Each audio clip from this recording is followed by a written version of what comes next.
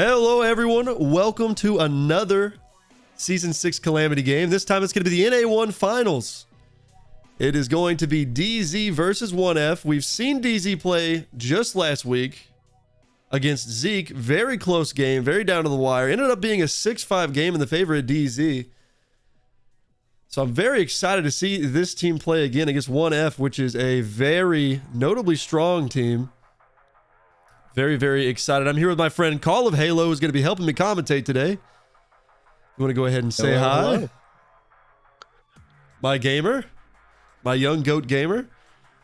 All right. Hopefully we get a little bit better match than what we spectated earlier today and that quick forfeit we saw. Yeah, that was a really unfortunate forfeit. I think that would have been a really good game. I was really excited to see it.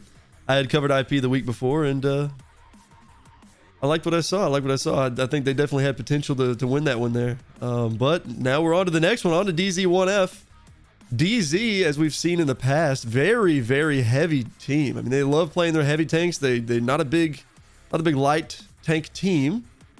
1F, on the other hand, bigger onto the kind of unique and quick plays, something that might be a little bit devastating for DZ. Hopefully they can kind of adjust for that. Yeah, I'd be really curious to see kind of how that. It seems like the newer meta that has been creeping in has been a lot more of that heavy, slow gameplay. Whereas, I mean, when we both played comp used to, I mean, if you didn't have a light tank on a lot of these maps, that's essentially throwing the game. But I mean, we've seen how many games of even maps like Steps where you really don't even need one. Yeah, I mean, we saw DZ play against Zeke. Zeke running a light tank. And DZ, without one, just able to catch out a couple of tanks with some good information from their mediums. And not really need that light tank as much as you would think they would. Just playing those kind of hold down good positions with their heavies, conserving hit points, and usually starting out with at least 1,500 hit point advantage. So I'm curious how 1F is going to kind of use that information, adjust their strategy, maybe try to get them out of a couple of those positions quick in the game and get that advantage, because if not, it may be rough.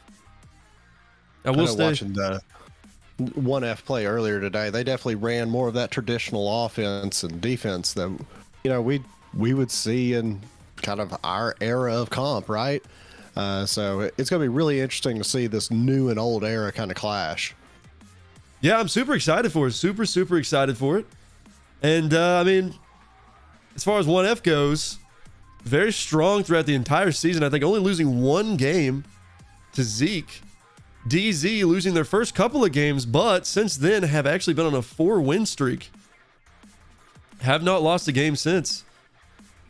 So very big turnaround for DZ there. Very proud of what that team's been able to do.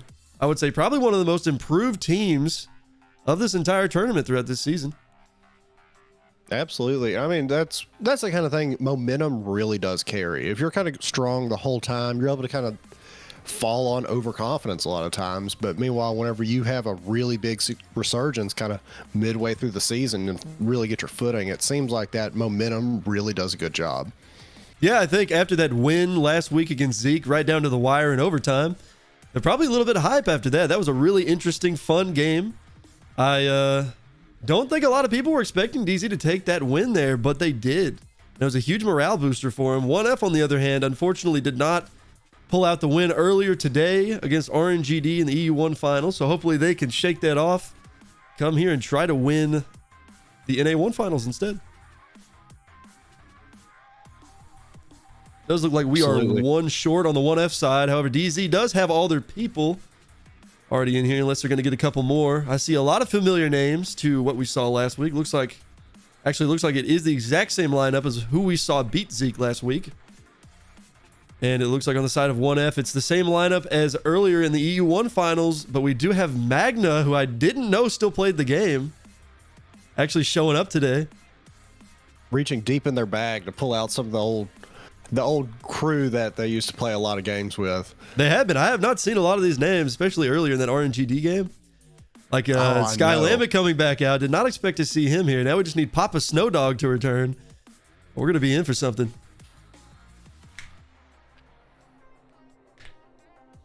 I mean, this really has kind of been a blast for the past tournament for me anyway. After stepping away from the game for as long as I have, it's been really cool to see kind of how it's evolved in the past few years.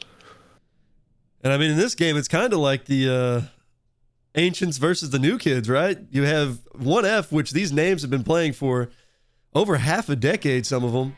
And on the side of DZ, we have a couple new names. not too familiar in the comp scene. So I'm kind of hopeful that maybe these new players are gonna spice things up a little bit, kind of throw 1F around for their money,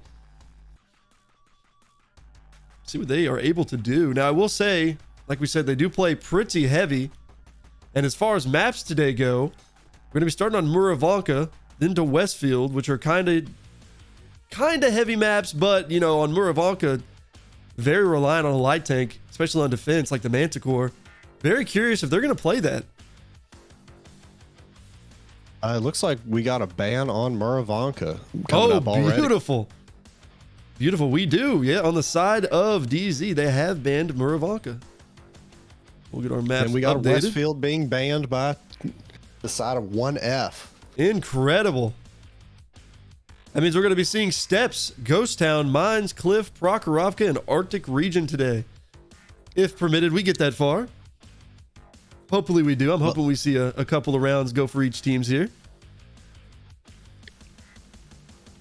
I know Arctic Region is definitely one of the one that sticks out like a sore thumb out of those maps that are left, right? I mean, that's definitely not one of the traditional comp maps that have been played in the past. So it's always very odd to see different teams and how they execute on that map. Yeah, I always hear mixed feelings about Westfield. Some people say they want it in the game. It provides a little bit of a shake up in terms of maps, but a lot of other people are calling for it not to be included in future tournaments, which I kind of understand that as well. As far as the games we've covered, we've seen that some of them can last probably on average 7-8 minutes. I mean, it's a very slow map. Involves a lot of setup, a lot of methodical crossfires and whatnot. You don't really see a lot of quick plays. We have seen a couple where things like Marats and groups are able to pick off a tank or two if they're caught out of position early in the game, but other than that, pretty slow. Absolutely. I think, looks like we just got another ban come in from the side of DZ. CS63. Interesting choice. I like that. It's a very popular tank in these maps, so I do like to see that. Now we're going to see a lot more Leopard 1s and Marats come out for sure. Absolutely. And it seems like a lot of teams have kind of shifted away from that Bat Chat 25 ton that's been extremely popular basically for the duration of comp. Yeah, the only time I've really seen those Bat Chats be played reliably is in the place of a light tank. It looks like the side of 1F is going to ban the Grill. Another tank we've seen that's very popular outside of the Stritzvon. I mean, how many teams have we really seen that has ran an alternative? I know yesterday in a match that we were commentating from NA3, we were seeing a lot of E4 gameplay, but I mean, it seems like the Grill and Sturv is really taking over as far as TDs are concerned. Yeah, we've seen a couple of change up. We've seen a couple teams run 268 version 5s. I think we saw a team run a DBV a couple of times, maybe a Sturm just for the fun of it, but really the most popular picks 100% going to be the Grill 15 and the Stritzvon 103B. Absolutely. And I mean, I think we see 1263 in one of the matches that we spectated in the past. We did, yeah, we did. That was on Muravanka actually, where they were playing near the water with, I think that was the Legion game actually. I think Uncle Buck was in there. I'm not sure who was playing the 263. But yeah, we saw that was a good tank pick. Unfortunately, he did get spotted and caught out a little bit there, but yeah, we've seen a couple of TDs come out. We've also seen Waffentrager off E100s come out on things like Cliff and Sand River. Curious if we're going to see something like that once more. They can be a little devastating if they catch somebody out. Yeah, I know that Waffle has kind of grown in popularity, to say the least. I mean, having the capacity to have a TD that's able to get that much damage out that quickly is just so nice. Even though it is, I mean, essentially shooting at the side of a barn, right? I mean, you could RBRT and pin that most of the time.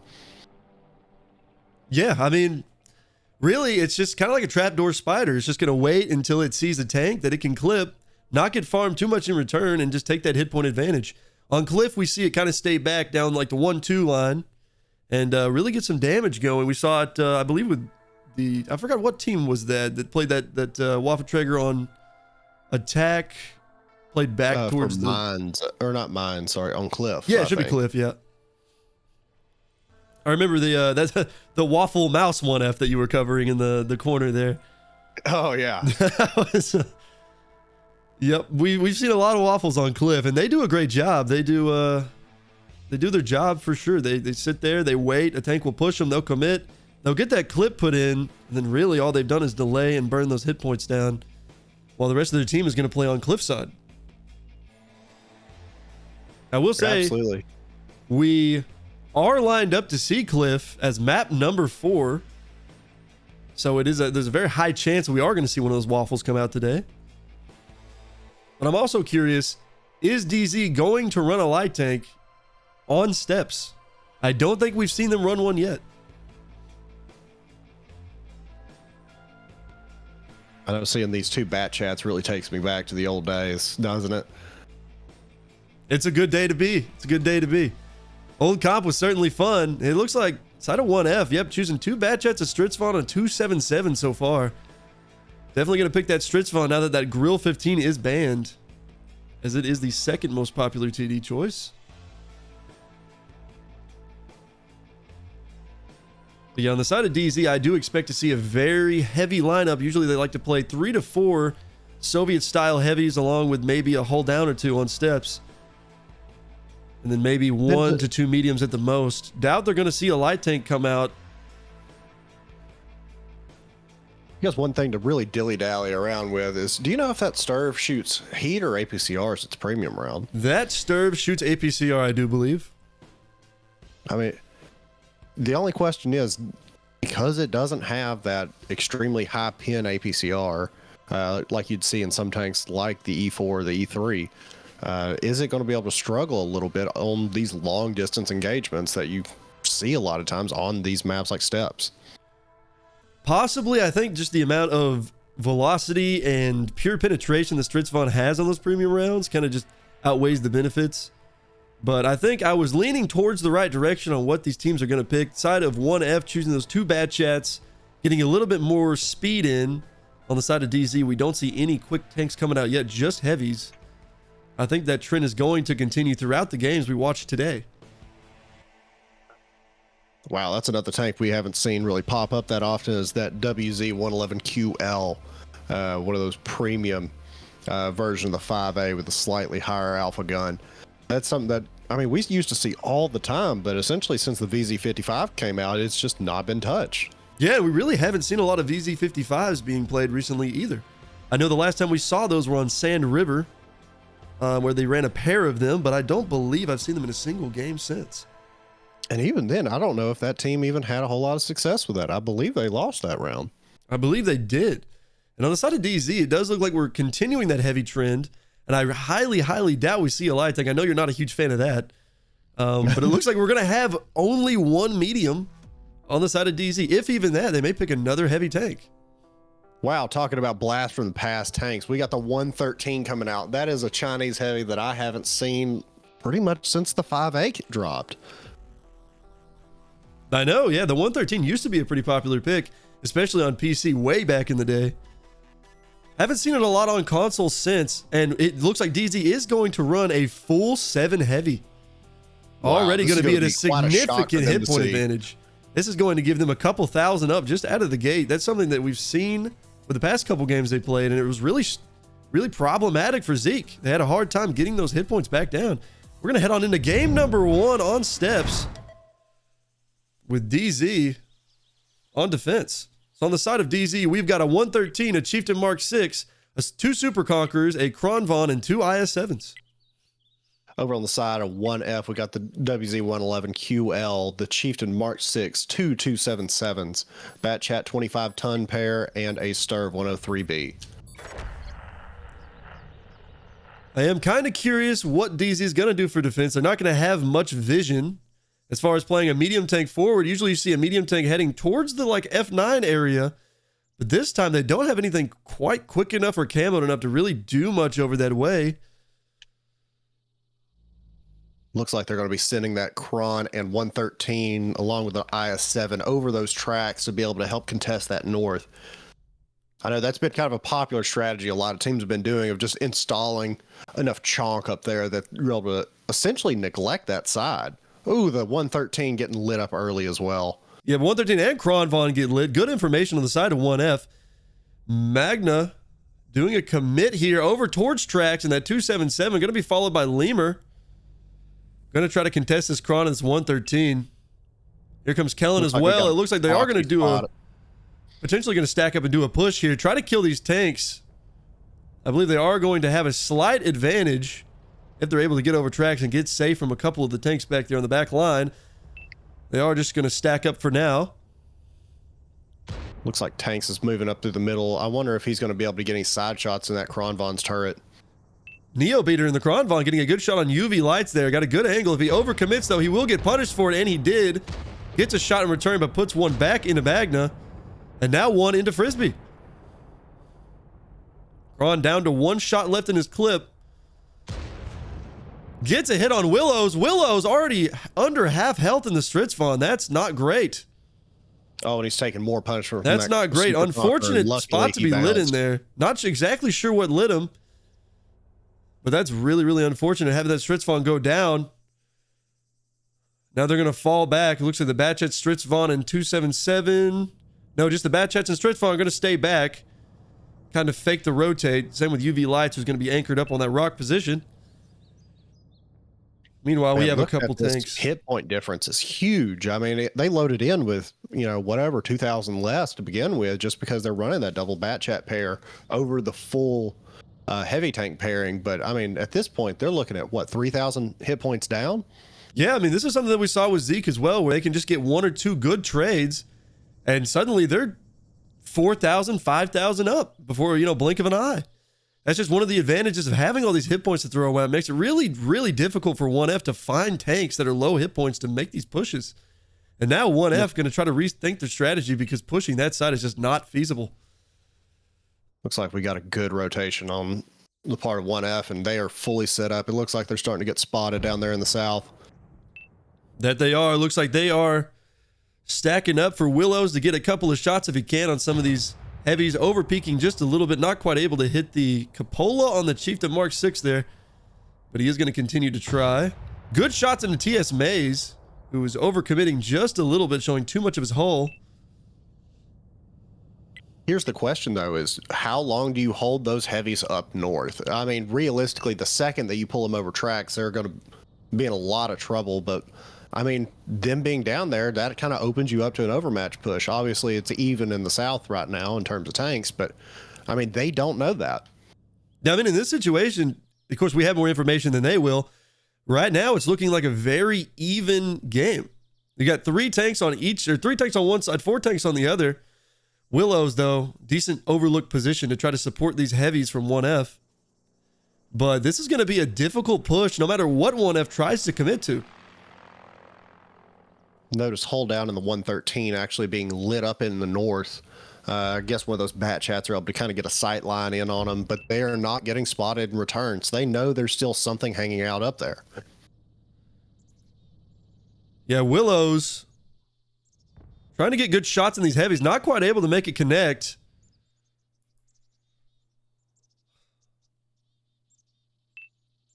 Right now, it seems to be a pretty slow maneuver for 1F. They're trying to creep forward on the side of the heavies, playing towards B-cap.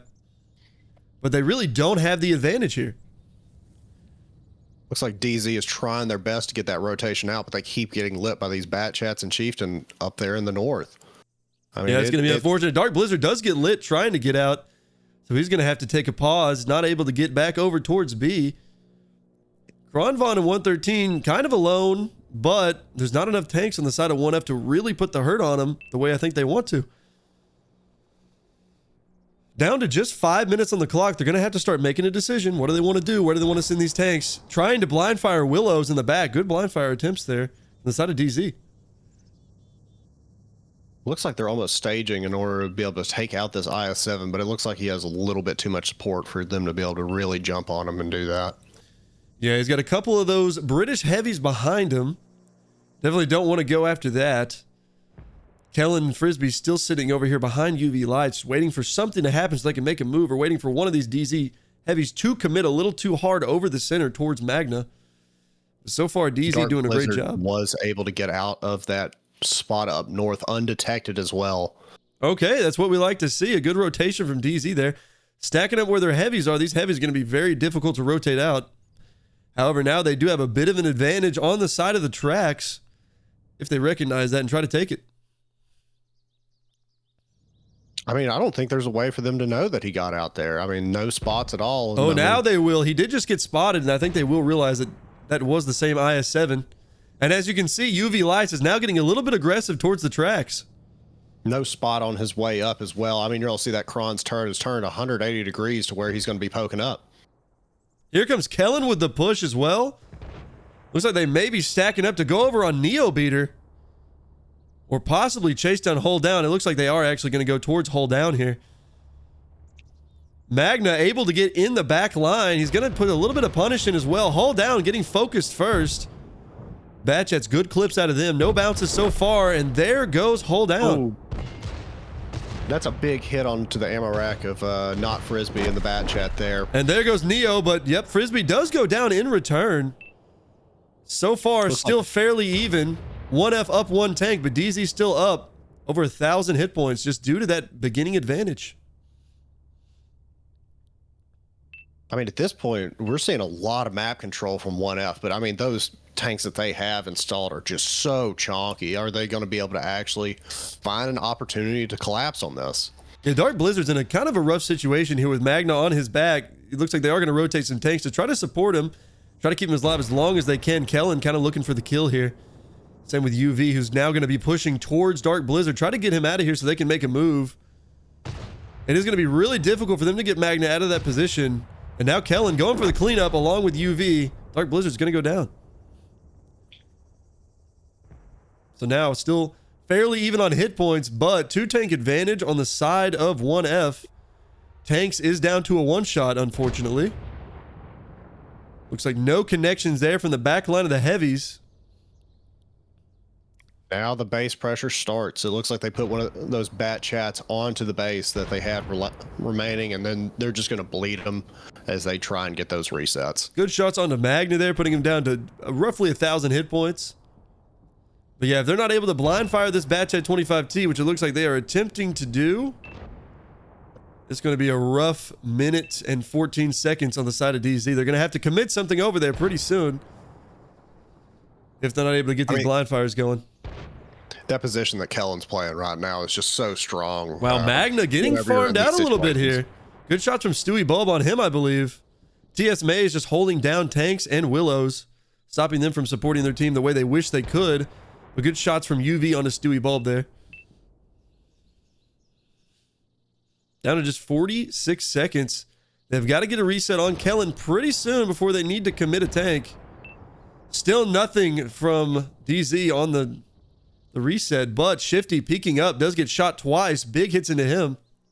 Willow's getting really good farm in that position that he's installed himself in down there at G0, it appears. That's a really good spot. Good shots on Stewie there. Really good spot. Wow. That's what you like to see. Here comes the push from DZ, trying to spot the Batchet out. Leaky Shelf's going to go over. He's down to a 1, and he's out of here from the gun of Yucky Lemur in the Object 277. Still no spot. Down to 4 seconds on the cap. There's nothing left to do. Shifty's going to go over. He's going to get punished for it. And that's going to be a good game 1 for 1F. Let's head over to that scoreboard. See what we got going on. You want to go down 1F real quick? Yes, I will. We got UV Lights in the Chieftain Mark 6 with a kill and 3,400 damage. Magna in the 277 with 3,200 damage. Willows in the Sturv 103 with 2,600 damage. Kellen in the Batchet 25 ton with 2,100 damage. Yucker Lemur in the 277 with a kill and 2,100 damage. Not Frisbee in the Batchet 25 ton with 2 kills and 1,100 damage. Tanks in the WZ 111 QL with 600 damage. And on the side of DZ, we've got Neo in the Kronvon, 0 kills, 3,263 damage. Stewie Bulb in the Super Conqueror, 0 kills, 2,512 damage. Shifty in the Chieftain Mark 6, 0 kills, 1,200 damage. Leaky Shelf in the Super Conqueror, 0 kills, 1,149 damage. Hold Down in the 113, 0 kills, 403 damage. Dark Blizzard in the IS-7, 1 kill, 325 damage. And TS Maze in the IS-7 with 0 kills and 0 damage. Those heavies on the side of DZ really not able to do too much, at least the ones without much gun depression, as we saw from those IS-7s there. really weren't able to do anything but delay the push from 1F, which is vital to the game, but not able to get any punishment in return for it.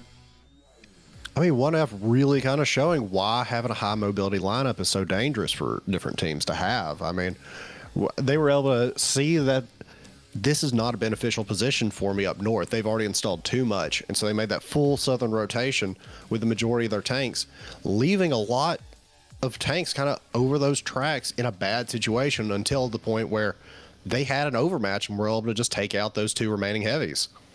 I really liked 1F's play there where they went down through the field. They realized, hey, there's nothing that's going to stop me from doing this. So Magna pushing down through the field, which helped get those tanks out over tracks and let 1F utilize those bat jets, allowing for Frisbee and Kellen to take the advantage. Which, amazing positioning from 1F there. Good read on the map. DZ unfortunately not able to do much once Magna did get in that position. It just kind of game over for Dark Blizzard there. Yeah, I'd be very curious to see if they're going to shift up their strategy from being as, heavy and slow and high hit point brawling on these maps where you have a lot of openings, where you're looking at things like this on Steps or maybe on Prokhorovka or any of those maps of the sort. Are they going to kind of shift over and use some of that higher mobility strats to be able to keep from having something like that happen again? Well, and on the side of 1F, we have an EBR 105 picked up, a wheelie boy. You don't see that a lot, especially not on Steps, really.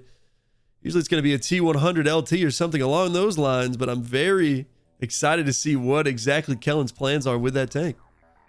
I mean, I think this is the first time I've seen him light in this game besides a T100 or a Rhymotol. It seems like the Rhymotol is actually kind of taking the role that a lot of people used to use that T100 as, just because it's able to have so much of an impact in the game with that gun. Yeah, it does have quite a good gun, closer to a medium tank if anything. Really good DPM, accuracy, and everything on it. But the Manticore is the only other light tank that I ever see really played, and that's only on things like Muravanka, where they're just going to sit in that super bush and just cause the enemy team a lot of issues. Not very good once it does get spotted, though. It is kind of game over once that thing is lit. And you usually see it fall without doing too much damage after that. But it looks like on the side of DZ, we've already got a DBV 152 coming out, and we've seen DZ play this tank before. They do prefer that over a couple of other TDs. I think they do prefer the grill primarily, but since that has been banned, probably going to see a lot more of the DBV coming out. Pretty similar tank. Yeah, I know. Looking down the lineups, it seems like 1F might actually be running a little bit more chonky this time. I mean, definitely the Kron has a little bit more ability. And we saw it put in a lot of good work on defense from the DZ side. Yeah, it certainly did. I think it was the top damage dealer and definitely held up a couple of those tanks on the tracks just with that gun depression that it actually has over something like an I-7 or even a Chieftain. Insane gun depression on that tank. But I will say 1F is going a little bit lighter just because of the EBR and the Stritzfawn. Not nearly as many hit points as the lineup from DZ, but DZ is going to pick a light tank on attack. DZ choosing the Rhymotol, which I know you said is now one of the more popular choices. But wow, we really don't see DZ running a light tank a lot, so this is kind of a big deal. Absolutely. Oh, and a Bat Chat 25 ton come out as well. Maybe we did kind of predict it early, they might be changing up their strategy a little bit. Well, that's interesting. That's interesting because they did run primarily heavy tanks on almost every map against Zeke, and it was working fairly well with just that advantage in hit points. But yeah, this is fairly light for what I would expect at a DZ. On the side of 1F, running extremely heavy aside from that Stritzfawn and that EBR 105. They've got no Bat Chats this time. No Marats, no Leos. Looks like they are planning on just playing it slow and heavy. And I like that. I like that they're going to get holed up somewhere and just let Kellen do his job. It really kind of feels like they just kind of swap strats almost, I mean, we got a lot of mobility on one side, and it's not the side that you would really expect. Yeah, second bat check coming out for the side of DZ, so they're going to run those hopefully in a pack just to get those two clips in a devastating spot. But wow, not expected from me, at least, on the side of DZ. On the side of 1F, fairly heavy, like you said, compared to what we've seen in the past. But definitely would have liked to see DZ maybe play a TD like the DBV or the Stritzfawn when they were on defense, maybe a light tank as well.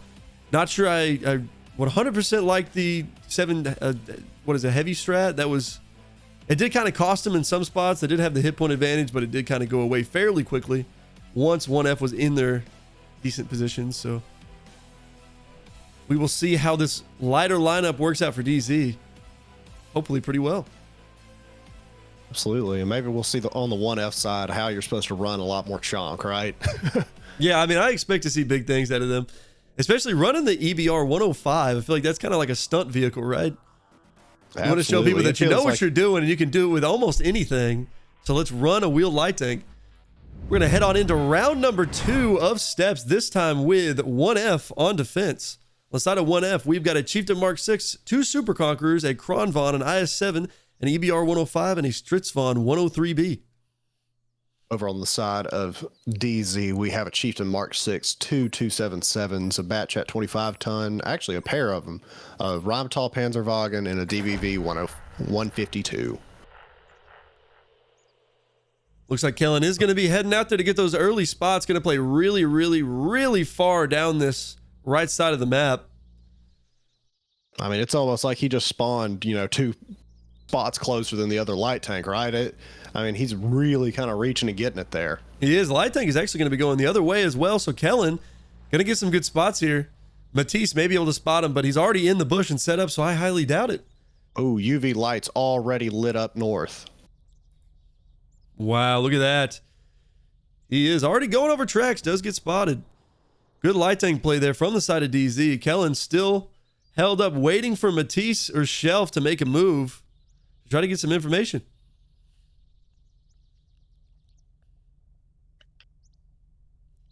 UV lights does seem to get lit once more. Looks like he's going to be playing that same position that they utilized so well over on the DZ side last round. Very strong position. Very, very strong position. Really good to stop that push down the 1-2 line over tracks, which it looks like DZ is primarily set up for. Matisse also does get lit by Kellen. And Kellen really far away from his team. His team 100% set up for the side of A. Until Kellen's able to get any information that they're going to be doing a B push. But so far, it seems like 1F 100% is confident that they're going to be playing on the A side. I mean, it looks like DZ has just kind of been put in a little bit of a corner here. I mean, they're struggling to really get pushed past this original rock. Yeah, it looks like they're kind of at a stalemate right now. They're going to have to start making a move pretty soon. I do see Stewie Bulb is going to be making a rotation back towards the medium tanks, just in case they may be able to get something going here. It looks like Kellen is going to be moving out of that bush position. Is going to play a little more forward. He does get lit, though, by Matisse. Not sure if he's going to get punished here. I think he's a little bit too short for the DBV to get a good shot. Maybe not if he plays just a little more forward and is still lit. But so far, he is playing his part. He does get lit one more time trying to get out Matisse. Oh, big hit from Hull down into Kellen. Oh. Wow, that was a good one. Oh, my God. Putting Kellen down 700 and over 750 hit points and got an ammo rack in there as well. That was massive. On the side of DZ. Now we have the light tank from DZ rotating over here. Neo going to play forward, try to get some more spots, see what all is playing on the B side. That Panzerwagen not having quite as good of a camo factor as that EBR does. And I mean, also just the size advantage of it too. It's just a massive tank. So when he gets lit and he's more likely to do it, how much punish are they going to be able to put out? It doesn't look like they have a lot of tanks putting their guns this way. It looks like it's just going to be Magna and Kellen taking care of the south here. It looks like Frisbee and Lemur are kind of looking towards the B cab now. Still haven't fully committed up to where Magna is. But that hit on Kellen was beautiful. Well done by the DBV there. And if he gets lit, which he does again, he actually gets outspotted there. Oh, wow. Is not able to spot the Panzer and only spots the 277 after he gets lit. Gonna play it down, gonna play it a little bit safer. I think he would have been able to get away with that if he was in a T100, but not in that EBR, I don't believe. Magna also getting lit. Looks like Frisbee is going to be trying to blind fire the DBV, but not able to get anything connected so far. Makes you wonder how quickly they're going to be able to rotate that IS-7 out. I wonder if they're going to be able to would be able to actually pull him out and install him in that kind of C0 sector area where we saw a lot of a team previously actually install an IS-7. Here comes the push from DZ, getting real aggressive here. Going to send their heavies over through the B cap. Side of 1F still has 2 heavy tanks out of the fight for at least a little while if they play below the hill and field, which it looks like they are. Big hits into Stewie Bulb, though. Great shot from Frisbee there. I think Magna as well, maybe Willows. But big punish on him, putting him down to 1,408 hit points. They're going to get stuck on the corner there as 1F is in fairly decent positions. Magna going to overlook that push. Shifty going to try to peek up and get a little bit of farm. Not quite able to. DBV is actually going to put in some HE into Frisbee. Just dwindle those hit points down where you can. Almost down to 5 minutes on the clock, so DZ is going to have to start making a move here in just a little bit. Looks like finally we're rotating those 2 heavies out of the north. Unfortunately, not undetected in the process. They know they're fully committed. The only thing that really has rotation ability at this point is going to be Kellen in that EBR. Good hit from Matisse into the side of the Kronvon, played by UV Lights.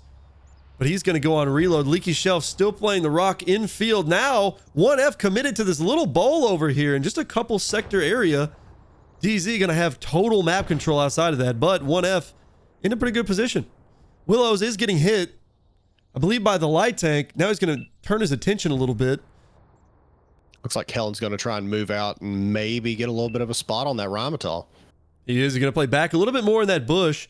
Neo probably going to play a little more aggressive here in a moment, but he is in a decent position to get some farm on the side of these turrets. Bad Chat's going to be pushing in. Bad Chat's rotating up north here. Yep, here comes the Bad Chat's going to try to get in here and kill UV Lights, I believe, which I think they're going to be able to do if they don't bounce any of these. Here he comes over. Good commit. Unfortunate ram from Matisse there. Wow, big hits into UV Lights. Willow's also going to take it. Matisse goes down, but so does UV Lights. Leaky Shelf needing to rotate out at this point, or he is just going to bleed his HP for free. He is now on reload. That's going to be an unfortunate moment for Leaky there. He's not going to be able to get out, I don't believe. Oh, but actually, like maybe now committing with the 277s down here in the south, actually. Yeah, it looks like they are going to stack him and try to push over. Here they go. Taking down Magna with a ram. Now they're going to focus out tanks. So far, side of DZ still up in the hit point advantage. Big hit from the DBV. Putting tanks down to 760 hit points, down to a one-shot.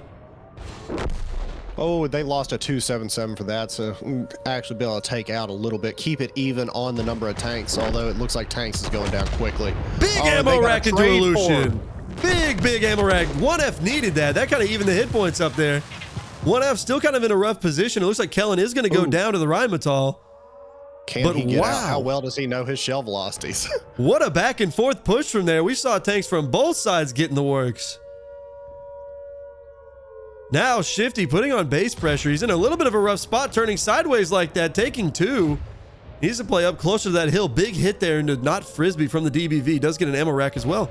I think he has repaired that. His reload looks pretty quick. Looks like Leaky Shelf of the Bat Chat trying to help take out Kellen here. Neo getting Willows down to a one-shot, but Leaky Shelf does go down. Chat. Big hit from the DBV into Lemur. This is kind of looking like a DBV moment. Here. And he goes down. DBV, full health against 2 tanks that he can one-shot on a pin. So now they've got 2 minutes and 22 seconds. Neo needs to be able to put in work here without taking any more damage. I mean, looks like he does take one more hit from Willows before he gets unspotted. That's unfortunate. He really needed that. Willow's going to turn his attention over to try to help with this DBV. Man, having that Panzerwagen on base it makes you kind of wonder if they're going to try and blind fire him out or just take out the things in the south. That is good base pressure. I do like that. They're going to have to try to get one of these people to commit over unless Willows is able to blind fire, which I believe he will start trying here in just a few moments. Yeah, right now, DBV just trying to get shots on these 2 heavies that he can one-shot. So this could be very, very big. 4-hole down. Unfortunate bounce into Frisbee there. That could have been a really big moment. Really big moment. Down to 58 seconds on the base. Willow's going to try to get aggressive. He's going to take the hill route over to try to spot out Neo. But if Neo does get one good hit into him, he will go down. Looks like Neo is sitting in kind of one of those more unconventional spots to avoid getting blind fired. Neo, oh, he does outspot him, but he does get spotted in return. He's got to kill Willows here. He does not do it. That's a big hit. He does not do it. Into place.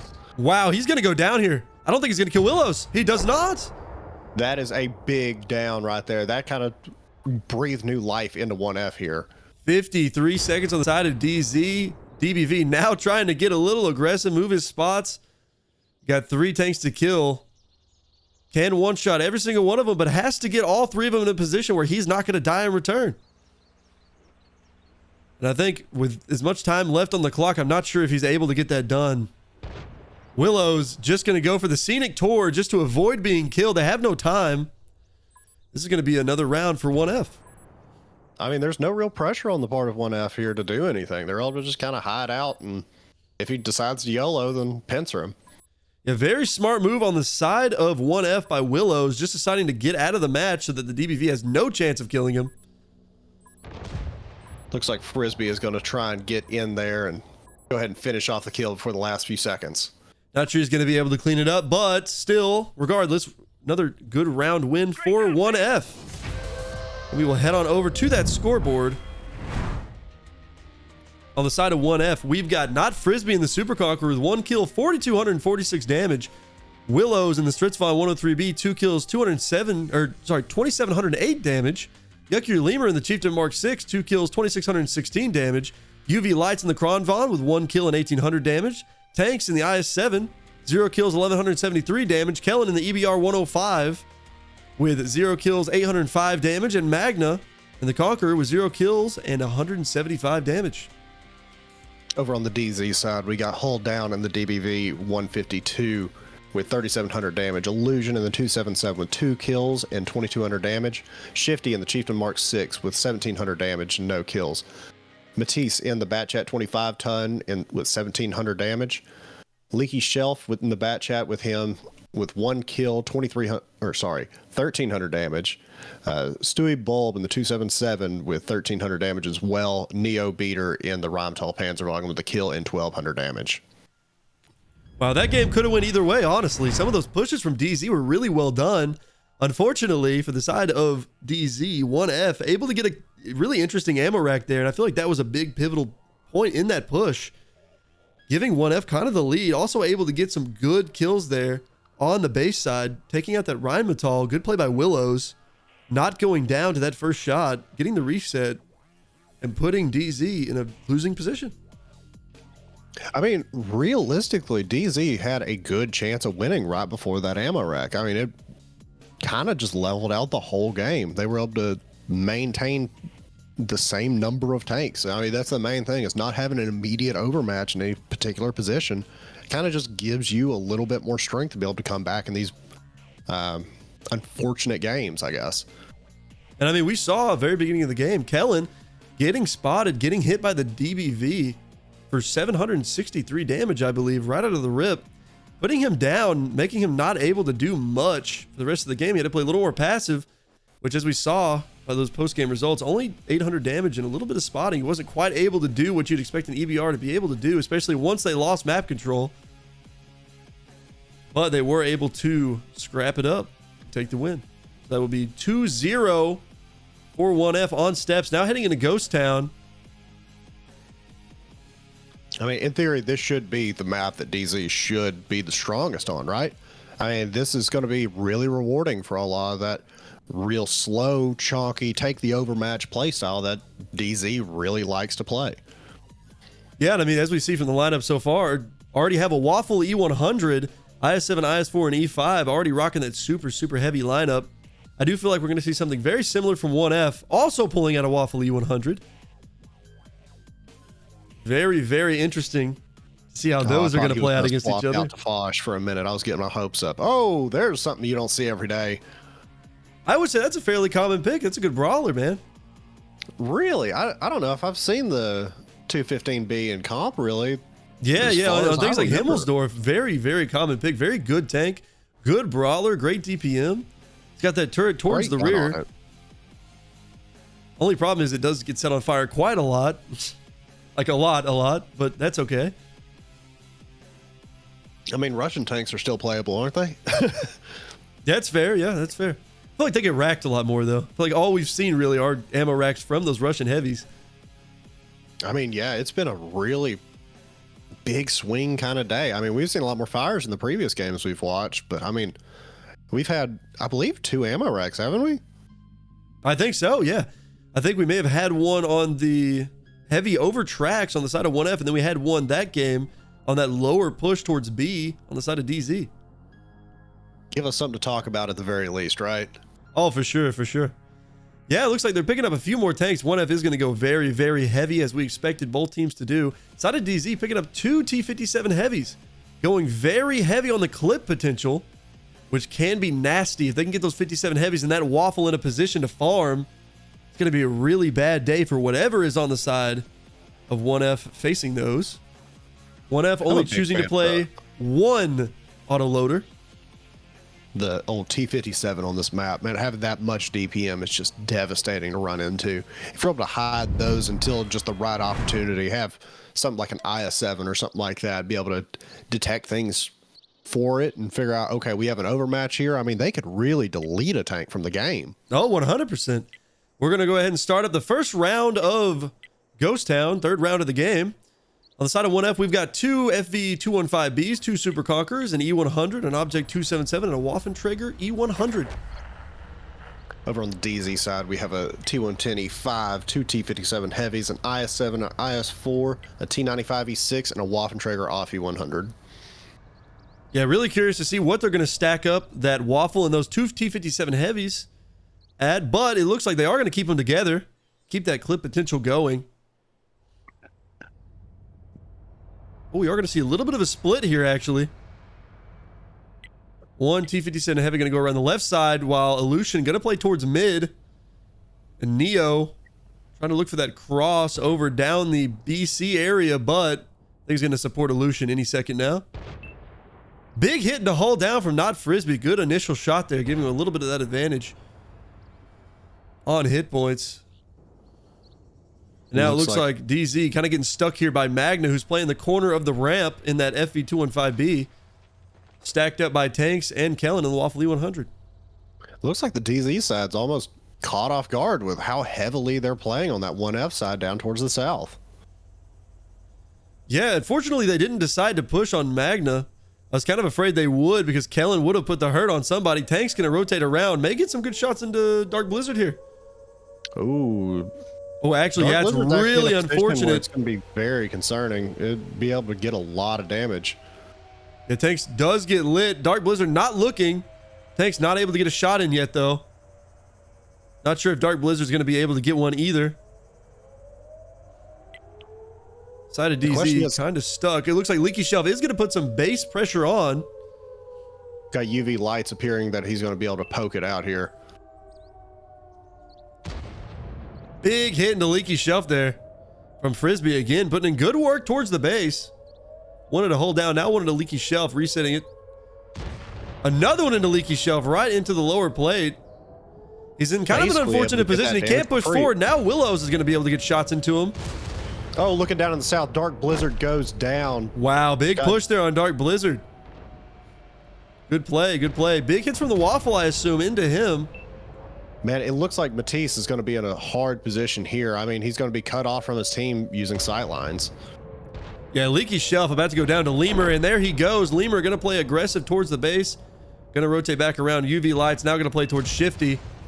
Big hit there from UV. Using that little gun just to poke at him a little bit. That T110E5 that Matisse is playing. He's big fire into Lemur from Illusion, putting him down to 749 hit points. Not quite able to claw that hit points differential back. Now Kellen putting 2 big hits into Neo. I believe Tanks is going to try to finish him up. Looks like Illusion trying to rotate in to be able to get a little bit of help, firing his last shell out of his magazine. And now Matisse is going to go down to Magna and Willows, who pushed him out. Illusion up next. Tank's going to take some beating here from Neo. Wow, big hits from... Waffle being at one shot is always really concerning, right? I mean, the hit point advantage, the tank advantage, this is going to be a cleanup for 1F at this point. Not much that DZ's going to be able to do.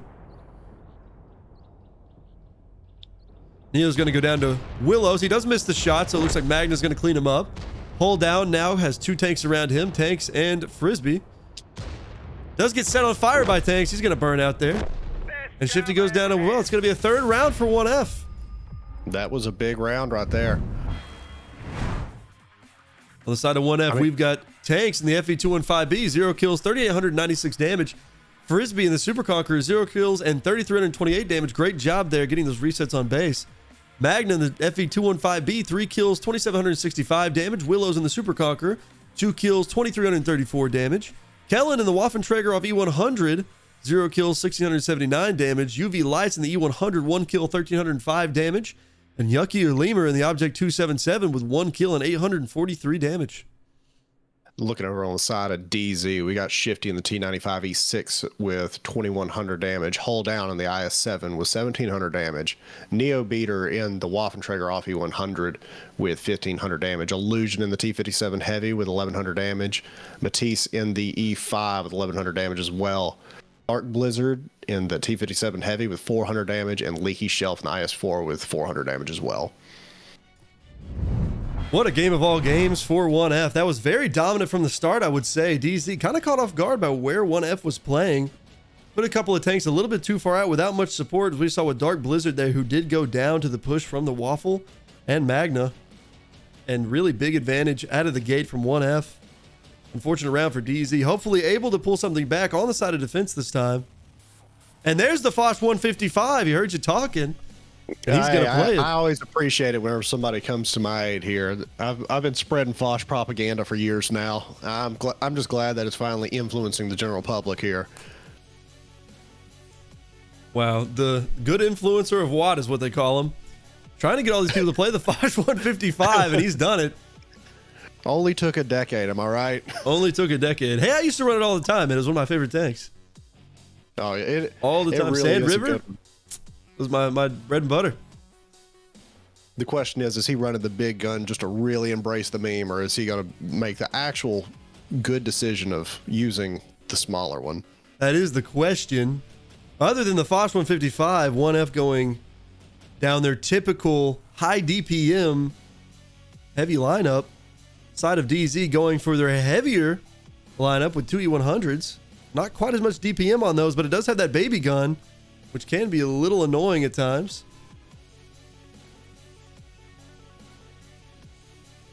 Great game so far, though. One very, very close game on steps, right down to the wire. 1F barely squeezing out at the end. Last game, more dominating by 1F, but this time DZ going to try to turn it around on defense. Score is 3-0, 1F in the lead. I'm really curious what DZ is going to come out here with, because it feels like they've really kind of had a different mentality every round. Yeah, it does kind of feel like they're moving away from their typical strategies. I feel like this is a different team than the one that I saw play Zeke.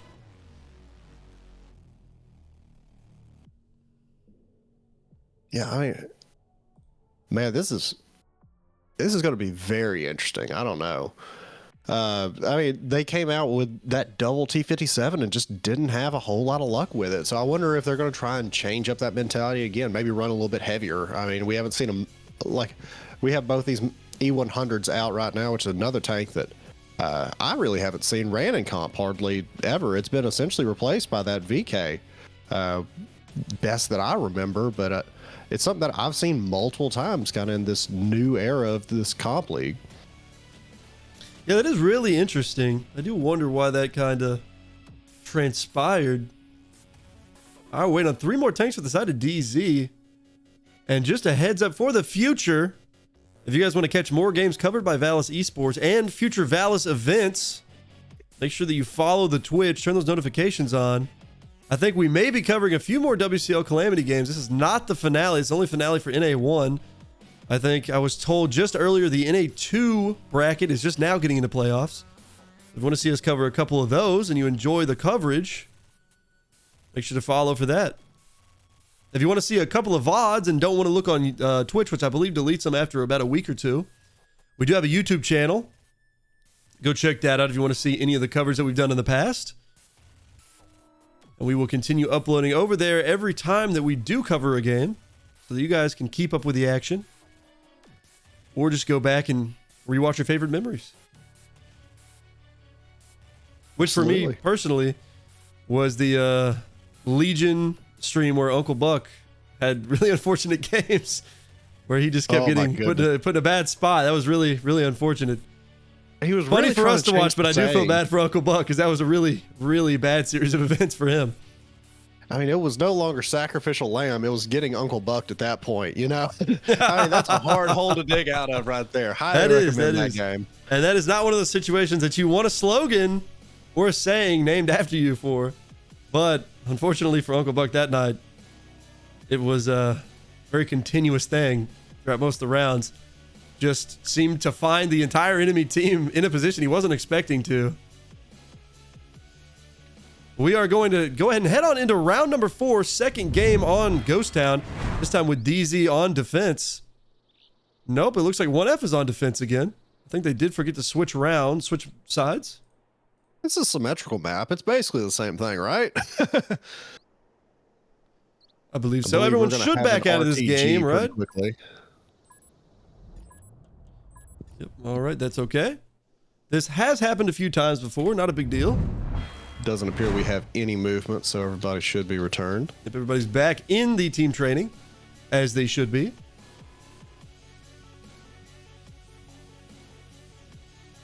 We're going to get those tanks picked up one more time, run it back again, this time with DZ actually on defense. Should be roughly the same tanks. Look at the speed at which they're picking these tanks back up again. There's that T110 E4 again. That's something that it felt like it was the only tank played in comp for years, and we really haven't seen a whole lot in this Wargaming tournament. Wargaming tournament, it was actually banned. Anything with 150 something, you couldn't play. In this one, though, that's right. In this one, though, it is allowed. I believe any caliber is. We've seen a 4005 and a 183 come out in games in the past. But yeah, in this game, it is allowed. I haven't seen it a lot. I would expect it on a few other brawly maps. But so far, this is, I think, the first time that I've seen an E4 played in the games that I've covered. I mean, we've had very minimal exposure to Ghost Town as a whole. I mean, I don't know if we've commentated over Ghost Town or Himmelsdorf at this point. I don't know if we have. Really, it's more like a traditional tiebreaker map. I don't know if we've seen it yet. I think it may have been in one of the later maps that we didn't get to cover just due to the team scoring out before then. But to start us off on the side of DZ, we've got 2 FV215Bs, 2 Super Conquerors, 2 E100s, and a T110 E4. Over on the 1F side, we have a FE215B, a pair of Super Conquerors, a T110 E5, an Object 277, an IS7, and a Foch 155. Which you do love to see. Unfortunately, he is going to run the small gun. You know, that was the first thing I was going over to check there. I knew you would. But that thing is devastating. 50B plus 2 rounds, plus good reload. Good accuracy. Good pin. It's a great, great tank. Looks like we're actually leaving the Foch kind of in the south to fend for itself. I guess try and prevent a rotation around as they're pushing all of their tanks kind of up north. Yeah, it looks like Willows is going to play forward towards the A-cap and take that forward heavy position that you see a lot of teams take. Going to get right up on that dune, right where Matisse is shooting, trying to clear out these buildings. Firing those buildings early. I mean, that's something I remember getting yelled at back whenever I was playing, you know, intermediate level comp. You got to make sure to do that every round. And that is the first thing he has done. Now Willows waiting to get on base. Here comes Tanks. I believe they're going to go ahead and hop on. Tanks does. Good shot from Willows into Matisse. I think he may have pinned the front of the turret of the E100 there. And now hold down, just going to use HE. Good idea from the E100 there, just to get that base reset. Give him a little bit more time. Not really much you can do to an IS-7 in position, as his turret is the only thing visible. It's a really good nook to be in for these heavies. I mean, it feels like an IS-7 even could take HE to the turret a lot of the time and not take damage. Yeah, I know. I mean, we're seeing it get reset for, what, 10 HP at a time almost? Yeah, I think that's the 152 that's actually getting the resets there. And meanwhile, Tanks in the IS-7 shooting HE back on the E100 and doing 250 something damage a shot. That's really big bleed on Matisse there. I mean, already down at half health. That is. Well, that 277 does get heat rounds, and Willow's able to put those heat rounds right through the front of that E100. And so far, That's always Matisse, been a big downside of that tank, right? Is that entire front that entire front of its turret cheek is just a massive weak spot. I am interested why the T110E4 decided to shoot HE onto tanks. I believe he has the side of his turret, so I would have expected a full APCR pin there, but he did get the reset. However, on the side of DZ, their hit points, and there's the big hit from Neo. Now Neo in a great spot to just start farming tanks out. Tank's not going to be able to sit there for very long. 215B around trying to get a kind of backside shot, but he's going to be found out by Yuckier Lemur. Ooh, very big hit in the tanks. E100 able to put a HE right to the engine deck, I believe. And now Neo beater, another one into tanks, putting him down to 194. They've evened this game up. Wow, we saw a major advantage for 1F, just them sitting in that position, farming out these E100s. That E4 rotating there. Big play on the side of DZ. Looks like they're actually looking to disengage from the base, actually. Yeah, not much they can do with that E4 there. That E4 was putting the hurt on tanks. Tanks down to 194, 277, the last one alive. But if you get an HE on top of that 277 turret, that's going to suck for him. Especially from that E100's main gun. Leaky Chef with a beautiful hit into Willows. Not sure where he pinned him there. I believe maybe upper hole. Just barely clipped his upper hole there, possibly. Or no, I think he may have actually got him in the cupola, which is the one disadvantage of playing the 277 in that spot. Real small area to hit, but if you can do it, it is devastating. Being down at 194 hit points really puts him in a position where any of these 150 calibers would be able to get a decent HE shot and take you out. Not much going on the other side. It looks like Kellen is going to be playing aggressive in the Foch 155. Going to try to come up and join Frisbee here. He does get lit by Stewie Bulb. So now they know that Foch is there. They're going to have to account for that, which now Kellen is going to turn around and face towards the base. UV Light's going to rotate over there with him. DZ have committed all their tanks to one little specific spot over on the E to A line. Just kind of split between B and A. Don't really need to take super good map control here because they are defending both bases fairly well and now have a roughly 2,000 hit point advantage over 1F. Willows down to 545. Great job from the tanks over on the A to C line just to get him down.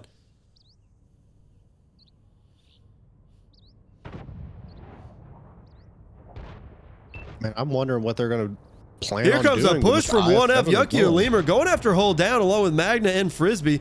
Shifty gonna have to try to get some shots in return here, but unfortunate bounces on Magna from hold down there. And now Matisse also gonna go down as well. Shifty just trying to get any kind of damage he can put in before this turns the other way. That you were talking about earlier out of that 215B there already. One big downside of the FV215B is getting hit in the engine and getting set on fire. Shifty now figuring that out right now. And now what was an advantage for DZ up by 2,000 to 2,500 hit points now evened up all over again. Side of 1F, most tanks are still stacked up on that corner. Big hits from Leaky Chef and Dark Blizzard into Frisbee. Magna going down to a 2-hit as well. Both tanks back on the base again. Big hit there into Magna. Good kill from Leaky Shelf. Now Neo beater hit on that E4. Well, actually, he returned the fire as well into UV Lights. Down he did. Big hit into UV Lights, bringing him down to 849. Now Leaky Shelf and Dark Blizzard going to try to rotate around. However, Stewie Bulb is all alone. It looks like they may be trying to take this advantage if they know he's got no support. Here comes Frisbee. Frisbee is going to play a little more forward. Does get one shot in return. Here comes Leaky Shelf. And that is cap. A good cap for 1F. Wow, that was turning the other way for them. So great play there. On the side of 1F, we've got Willows in the 277. 0 kills, 2,686 damage. Lemur in the Super Conqueror, 2 kills, 2,259 damage. UV Lights in the T110E5, 1 kill, 1,913 damage. Magna in the FV215B, 0 kills, 1,529 damage. Kellen in the Foch 155, 0 kills, 1,268 damage. Tanks in the IS-7, 0 kills, 1,075 damage. And Frisbee in the Super Conqueror with 0 kills and 813 damage. Then over on the DZ side, we have Leaky Shelf in the 215B with a kill and 3,500 damage. Neo Beater in the T110E4 with no kills, 3,000 damage. Shifty in the 215B is with 1,600 damage. Hold Down in the E100 with 1,200 damage. Stewie Bulb in the Super Conqueror with 1,200 damage as well. Matisse in the E100 with 731 damage, and Dark Blizzard being held out in his Super Conqueror. Wow, what a game from 1F. Actually, towards the end there, kind of leaning towards DZ. If they didn't get that cap, that was going to be really, really bad for 1F, I do believe. Absolutely. That was a very heads-up play on their part to be able to get that cap pressure on while they were pushing really heavily through that middle section of the map. Yeah, the fact that they weren't able to get a reset over there or just wasn't paying attention enough to the time, what a saving grace for 1F. What would have surely been a 3-1 game after that, now a 4-0 in 1F's favor. Now we're going to head over to Mines. Curious to see what DZ is going to do on this map. Are they going to stick to their heavy trend, or are they going to try to do something a little more mobile, as we've seen with the last couple of games?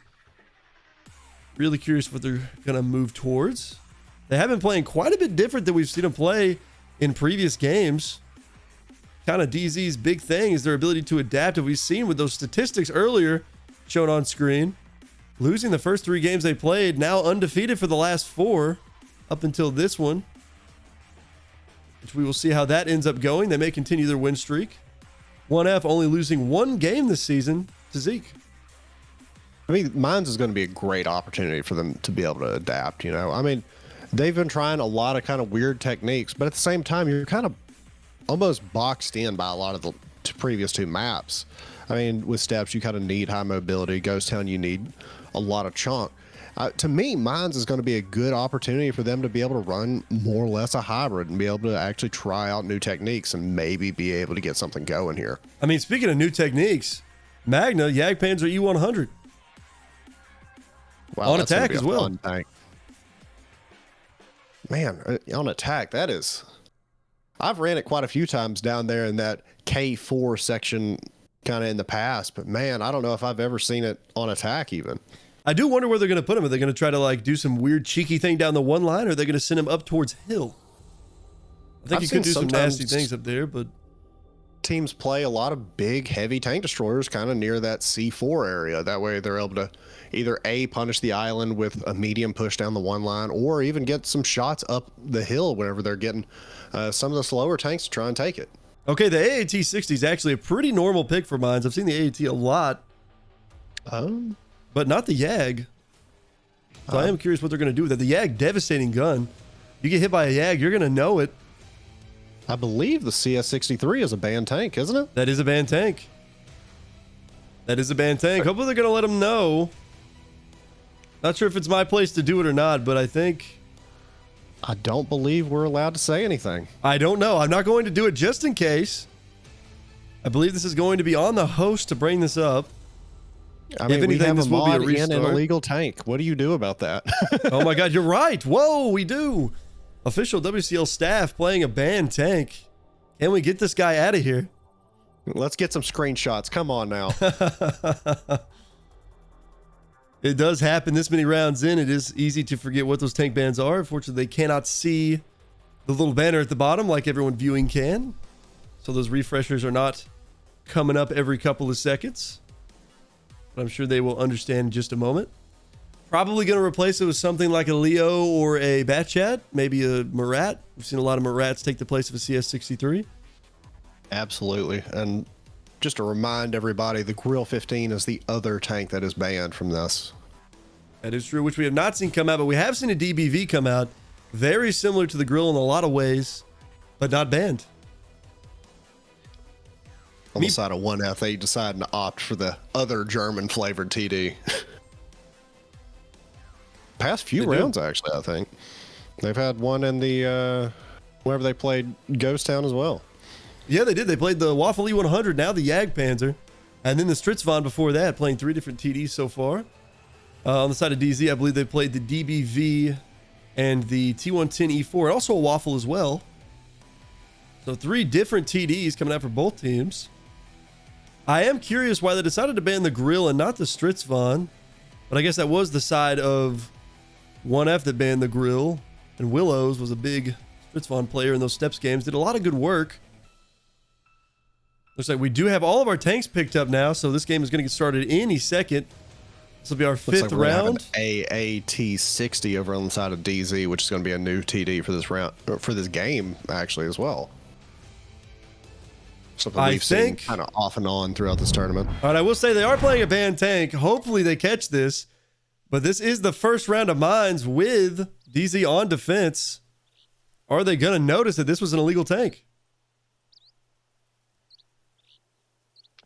You surely hope so. I mean, this is kind of the point of no return, right? Yeah, once those tanks are lit, I think they have to play it. I thought it was wherever the first shot was fired. I'm not entirely sure. I thought it was when the first tank was lit, just because you don't want to know what the other team is playing. But maybe when the first shot is fired, I'm not entirely sure. I mean, we have a mod kind of at our disposal right now to be able to know the rules better than we do. It looks like DZ's going to play it, so let's go ahead and start calling it. CS is going to immediately take Hill, Kellen, and Frisbee. As far as actually, I don't know if DZ knew they had CS63s until right now because they couldn't see the tanks. I believe whenever you load in, you're able to see them. Oh, you are. Yeah, you are. So yeah, they probably looked at the team with the AA60. I guess let's go and run down the roster while they're getting set up in position. Yeah, on the side of DZ, we've got a Super Conqueror, a Mouse, an IS-7, an IS-4, a Batchet 25T, a Leopard 1, and an AAT-60. On the 1F side, we have a T110E4, 277, an IS-4, CS63 pair, an E6, and a Jagdpanzer E100. Well, I will say Leaky Shelf playing a pretty traditional position in the IS-4, but Kellen with that hill position, if Leaky Shelf gets spotted and that IS-4 on the side of 1F played by tanks gets in a good spot to shoot him, if he backs up, Kellen's going to have great farm on Leaky. Talking about kind of traditional positions, man, this DZ side is extremely traditional as far as I remember. I mean, between the Mouse, the IS-7 or IS-4, sorry, and that Super Conqueror, man, that whole half of the map just really reminds me of whenever I first started getting into console comp. I did just realize Magna seems to be, oh, he's back. He was AFK for just a little while there, worried he wasn't going to load in, but now he is moving around. Kellen trying to, I believe, get spots on Leaky Shelf, not quite able to. Frisbee with a good shot over into Neo Beater. So far, 1F playing it slow. Looks like Magna is going to go try to support these heavies over on the 8 line. It's going to be a devastating tank to have that way, especially if he can get in front of Leaky Shelf, make Leaky Shelf back up, then Kellen can get the farm. That's going to be really, really rough for him. And it seems like Kellen is just sitting there salivating at the idea of Leaky Shelf poking out either forward or backward. Yeah, I mean, he knows that he's stuck there. He cannot get out without Kellen seeing him. And Kellen getting at least a shot or two in. Tanks looks like he's just waiting on Magna. Magna now pushing up towards the IS-4, going to join him. Frisbee trying to get blind fires over into the Batchet 25T, playing on island in K1.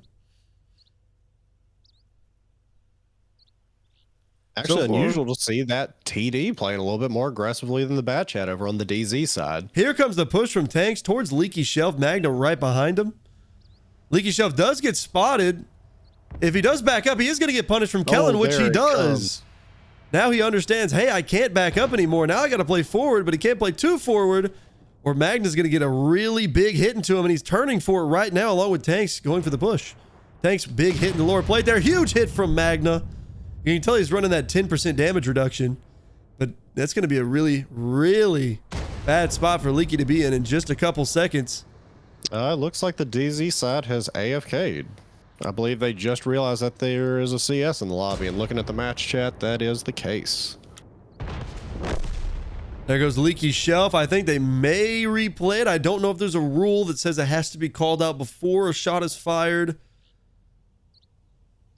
I do see some tanks moving around still. I think they have realized. Frisbee's still moving. I think we're going to go back to garage. No, we still have some tanks moving. Looks like the majority of them have AFK'd at this point. Yep, Frisbee's still moving. Waiting for Kellen to say something before I do back out of this game. Definitely don't want to miss anything. However, I don't know if they're able to get back in the game, so this is going to be a Frisbee just seems to be going for a drive. Lemur as well. Kellen. Oh, Kellen's saying you can't say that after we've already been playing. Kellen's saying that. So it looks like it is official. I think this is going to be a round for 1F. Because they have gotten pretty far in the game. Casual cap. I was fairly certain that you did have to call it out before a shot is fired or a tank is detected. It looks like that is going to be the case. There it goes. Victory on the side of 1F. Not really much to run down on the post-battle results there. However, Magna, the Jagdpanzer E100, two major hits in a leaky shelf there with the kill. Kellen, great job on the hill in that initial push. Same with Frisbee, getting a good blind fire into that bat chat. Side of DZ, not able to get much going. And backing out midway through the game. Not sure if they're going to try to replay that, but I'm going to go ahead and count that as a round for 1F. We'll see what they end up saying. They put him back on that same map.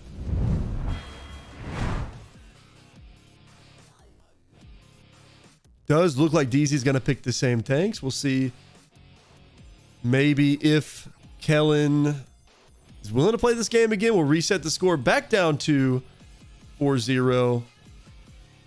Who knows? I mean, it's really difficult to be able to just say redo that point because, I mean, at that point, both teams really showed their full strategy. That they did, yeah. I mean, that immediate push onto Hill, that's a big playmaker move from 1F. Now they know that's probably what they're going to do again. 1F going to have to completely change up their strats otherwise. Right now, it does seem like they're picking the same tanks. Kellen gonna push back a little bit. It is a little bit unfair that they do request to restart the game after the initial push, and Leaky does get caught out in a good spot. That would have been a great position for 1F to be in, but also counter argument to that, unfortunate tank picks from the side of 1F. And it looks like they are, if they are going to replay this game, it does look like they are going to replace those CS with a Marat, which we had discussed earlier. Looks like one of them was being replaced by a Marat and the other one being a Centurion Action 10, I believe. Interesting. Interesting. We have a new DZ player, I believe, coming in as well. Alex Brown, who we did see in the last DZ game against Zeke. I don't believe he's been in the game until now. They will replay. Replaying it is. Okay. Let's revert that score back. Let's head back on into game number 5 with DZ on defense on mines. Redoing our first round. On the side of DZ, we've got a Super Conqueror, a Mouse, an IS-7, an IS-4, a Batchat 25T, a Leopard 1, and an AAT-60. Over on the side of 1F, we have a T110E5, a 277, an IS-4 Marat, Centurion Action 10, a T95E6, and a Jagdpanzer E100. All right, let's see if 1F does the same strategy where they're going to push through hill. Looks like Frisbee and Kellen are going to do that right off the rip. I doubt they're going to put Leaky Shelf back in that position after they realize that he was so caught out. Does look like Leaky Shelf just now on the move. He is heading the same direction, but will he play all the way up to the rock? We're going to find out. Kellen and Frisbee and UV Lights all able to get onto hill for free. No damage taken there, just like they did the first round. Kellen getting set back up along with Frisbee in the positions they were in earlier. Leaky Shelf coming down towards the house. Same in that rock position he was in before. Frisbee with a good shot in a Leaky Shelf. Looking over at the match chat really quickly, it appears they have 30 seconds to be able to call it out officially, but it appears they're going to replay it anyway. Good sportsmanship there from 1F, just letting him replay that, not arguing too heavy on it. Leaky Shelf not quite in the same position he was in before. Slightly less aggressive than previously. I mean, which to be fair, he might have been going for the same position and just kind of got popped on the way in and decided it's not worth the push, you know? Oh, 100%. Looks like the Batchat 25-ton over on the 1 line is actually starting to make a little bit more of an aggressive push than what we saw last round, along with that AAT-60. And now Jagdpanzer not able to get as much work put in so far. Is getting damaged as well from Leaky Shelf. I believe he's also taking a shot from Stewie Bold, potentially.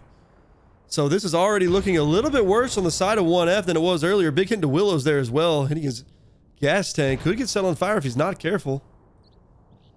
Looks like Neo Beater is actually lining up to be able to get shots in this Jagdpanzer. Ooh, big hit from Willows there into the mouse. Tank's going to play forward on the rock, put some base pressure on. Magna not able to get a shot into Neo. Neo now trying to get a couple shots into Magna, and he does, putting Magna down to 636. Big ammo rack into Willows. I don't think he can repair that. He did just burn his repair kit, I do believe, on his gas tank. Looks like the AT-60 able to kind of prevent that T125 to be able to collapse onto this position. Wow, Neo Beater right on that corner playing against Yucky or Lemur. Looks like they're pulling off the T110E6 and Centurion Action 10 to be able to collapse on this Leopard 1 with no backup now that both tanks are off the island. So he's going to be going down quickly. There he goes. Yep, Shifty does go down. Still fairly even on hit points. We do have some big hits going into hull down over here on the ACAP. Now that AT-60 is kind of out on an island by himself. He really doesn't have any support. Illusion being really aggressive in an IS-7, but I think the Jagdpanzer is going to get a big hit into him any second. He's just lining right up for him. Not even looking that way. Big 1,111 roll from Magna into Illusion. And now the DZ hit points are starting to dwindle. They cannot get tanks out of this position because of the overlook from the hill. Chad is going to be next on the chopping block as he's going to die right next to that Leopard that Shifty was playing previously. And there he goes. Yep, good kills from the two mediums on the hill, wiping out the Leopard 1 and the Batchat 25T. Now Illusion's going to go down. Magna putting in amazing work. I think we're going to see a big damage game from the side of 1F, specifically that Jagdpanzer. Now we have Kellen pushing up to Stewie Bulb. Stewie Bulb in a pretty good position here at full hit points, actually holding the majority of the hit points for the side of DZ. Kellen down to 781. Mouse going down to Magna, who's still putting in work. Now my favorite part of the game, whenever we have an obscure 1v1 in the corner of the map, boy, we have the AAT-60 this is your favorite. Let's get that POV. Wow, look at this. It looks like he's going to jump in around him. Oh, there's the push. He's going for the ram. This is not the position you want to be in most TDs. No, it is not. Wow. Unfortunate for Matisse there. And the cleanup on this side, not going much better. Willow's pushing out Leaky Shelf. Leaky Shelf is going to go down. He just went down to 13 hit points. Super Conqueror bouncing off the back of Willow's. Willow's about to put in the finishing blow. Now we have a push from Frisbee in on Stewie Bulb. I believe he's got a full clip. And there goes all of Stewie Bulb's hit points. And that's going to be 5-0 for 1F. Let's check out that scoreboard. I believe it's going to be a big game for the Jagdpanzer, and it is. On the side of 1F, we've got Magna and the Jagdpanzer E100. 2 kills, 5,687 damage. That's the highest damage that I've seen in a very long time in a comp game. Very good game from him, putting in those crucial shots on those heavies over towards the ACAP. Yucky or Lemur in the T110E5, 1 kill, 2,346 damage. Kellen in the Cent AX, 1 kill, 2,322 damage. UV Lights, the T95E6, 1 kill, 2,233 damage. Tanks in the IS-4, 1,267 damage. Willows in the Object 277, 1 kill, 1,258 damage. And not Frisbee in the Murat, 1 kill, 837 damage. Over on the DZ side, we got Stewie Bulb and Super Conqueror with 4,100 damage. Got Leaky Shelf in the IS-4 with a kill and 2,000 damage flat, actually. I didn't even have to round that one. Shifty in the Leopard 1 with 1,200 damage. Hull down in the Mouse with 1,100 damage. Matisse in the AAT-60 with 800 damage. Neo Beater in the Batchat 25 ton with 700 damage. And Illusion in the IS-7 with 200 damage. Wow, what a game for 1F. What a game for Magna specifically. Wow, that was a great game for him. Almost 6,000 damage, 2 crucial kills. Insane.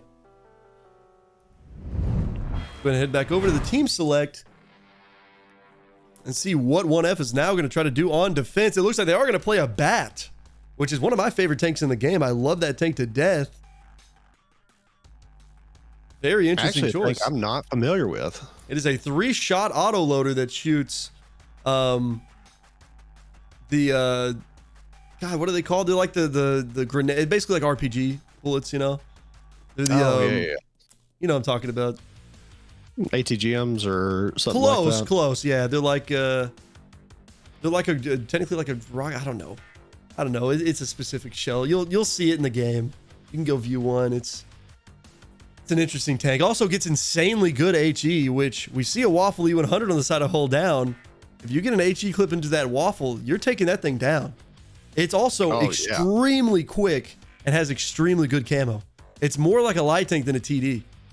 It's great. Sounds like a fun tank for Kellen to be able to pick up here at the game. Such a fun tank for Kellen to play, as he is also the Bat Chat guy, now playing the T114 Bat, which is kind of in the same family.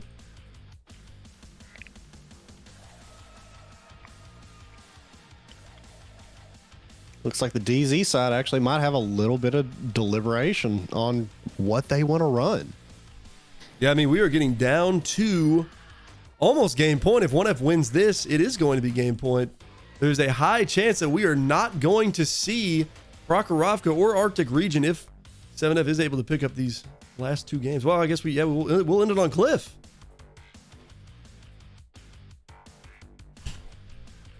Cliff is always a fun game to me. It seems like that's where you really see the good teams rise.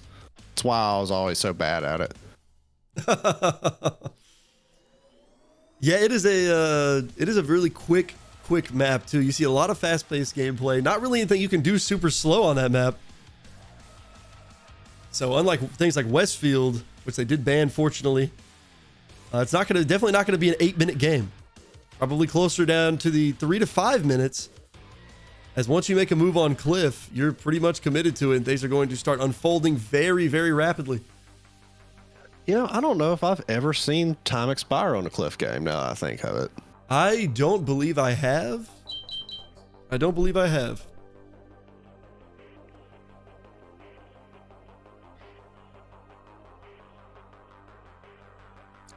All right, slowly filtering it. It looks like we're going to have a pretty high mobility lineup for the most part. I mean, what's the slowest thing they got over on the 1F side is that Chieftain Mark 6. It's very interesting to see this 277 come out a lot more than, I mean, like the Quellen that we used to see a lot more back in the day. Yeah, I know. It's I just noticed we've got basically battle of the clips here. We've got 2 Marats and a Waffle inside of DZ, 2 Marats and a T114 Bat on the side of 1F. Wow. Right, kind of almost a mirror lineup. Waffle with a bigger clip, but the T114 Bat with the significantly higher mobility, camo, and pretty insane rounds on that thing if he does manage to find that Waffle E100. Also, I think he can pin those HE into the back of the Marat, and I think it does a decent bit of damage. Only 3 shells in the autoloader, though, but it is a pretty quick entry clip. I mean, I think whatever we're going to see happen, it's going to happen extremely quickly. Yeah, I'm really curious what Hold Down is going to do in that Waffle. Is he going to play something similar to what we saw with the Yag, where he's going to play towards the 8-9, or is he going to try to support somewhere else? There's really no telling. Curious to see if he possibly plays that kind of Charlie 4 position that we were talking about and try and get a little bit of farm, because it seems like they can kind of counter strat a little bit against 1F because of the high mobility. They have those older style strats where they'll probably be trying to take the hill. The question is the Waffle able to reload fast enough to be able to actually punish that, though? There's no telling. There's no telling, and only the start of this game will tell, which we are getting really close to. Is 1F is just 1 tank short. Oh, DZ. There's another one you don't see often, is the Chisel. Whenever that tank came out in the comp, it seemed like it was everywhere right up until it wasn't. I don't see the Chisel much on mine. Sorry, so this is going to be an interesting one. DZ trying to spice it up a little bit as they are trying to avoid getting to game point at 6-0. Looks like we are almost picked up. One more tank on the side of DZ needs to come up.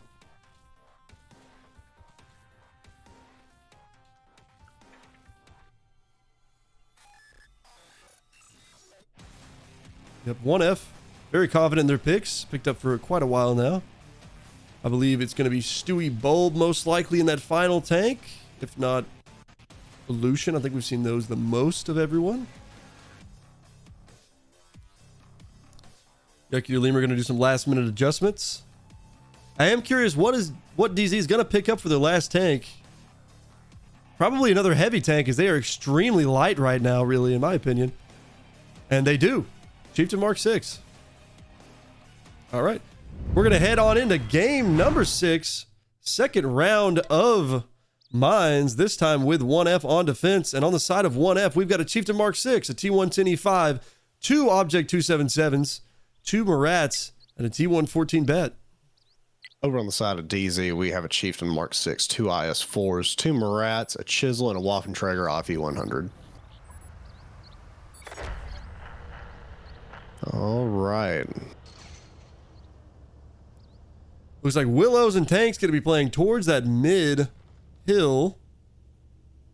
Oh, actually, all of the tanks of 1F are going to be playing towards the mid hill. It's going to be a push, I think. A really odd move that DC's not going to expect the Marats all alone.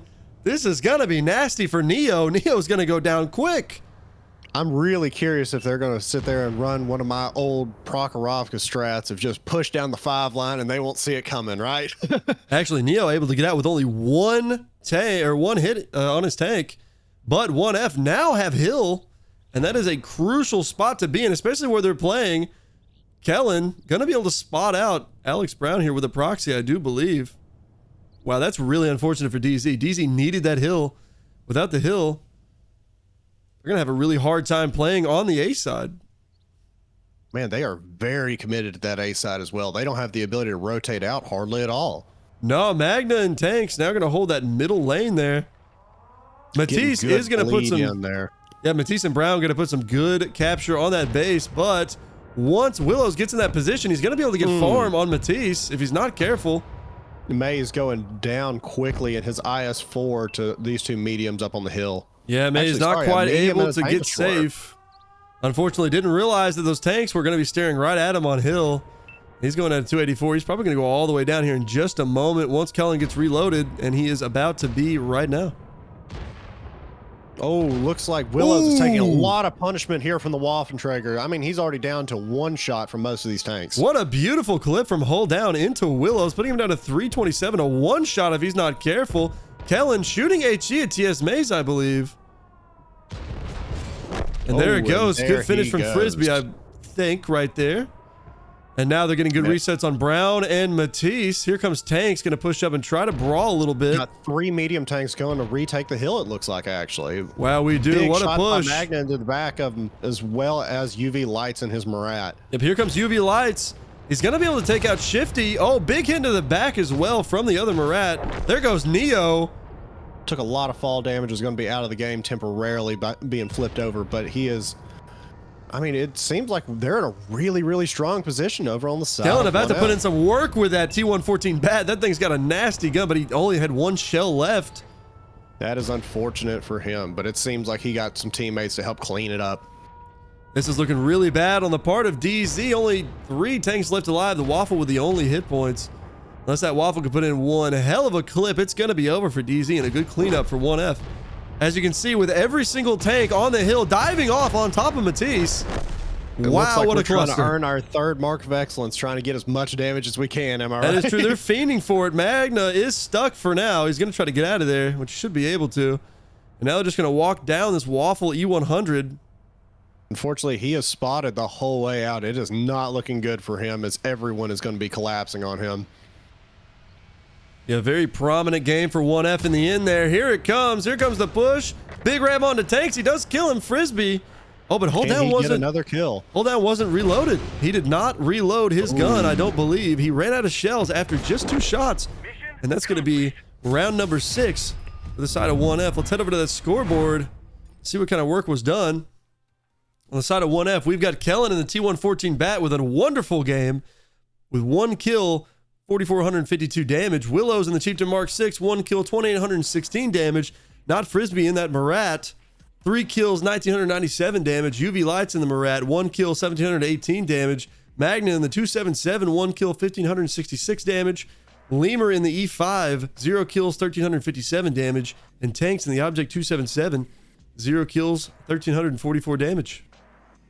Over on the DZ side, we have the Waffentrager E100 played by Hold Down, getting 2 kills, 3,900 damage. Big game for him. Matisse in the IS4 with 1,600 damage. Leaky Shelf in the Chisel with 1,300 damage. Shifty in the Marat with 900 damage. Alex Brown in the Chieftain Mark 6 with 700 damage. TS Mays in the IS-4 being held out along with Neo Beater in the Marat. I will say DZ really needed that win on the hill push there. Unfortunately, between the two Marats and that T114 bat played by Kellen, not a lot you can do. We saw a lot of their tanks go down extraordinarily quickly. And without that hill, the play on ACAP really difficult to maintain. And as we saw, we're not able to hold on to it, making this a 6-0 game in 1F's favor. Now we're going to see our potentially final game on Cliff. This is game point for 1F, best of 13. This will make 1F the NA1 champions if they win this game. DZ getting knocked down to second place and ending their 4-game win streak.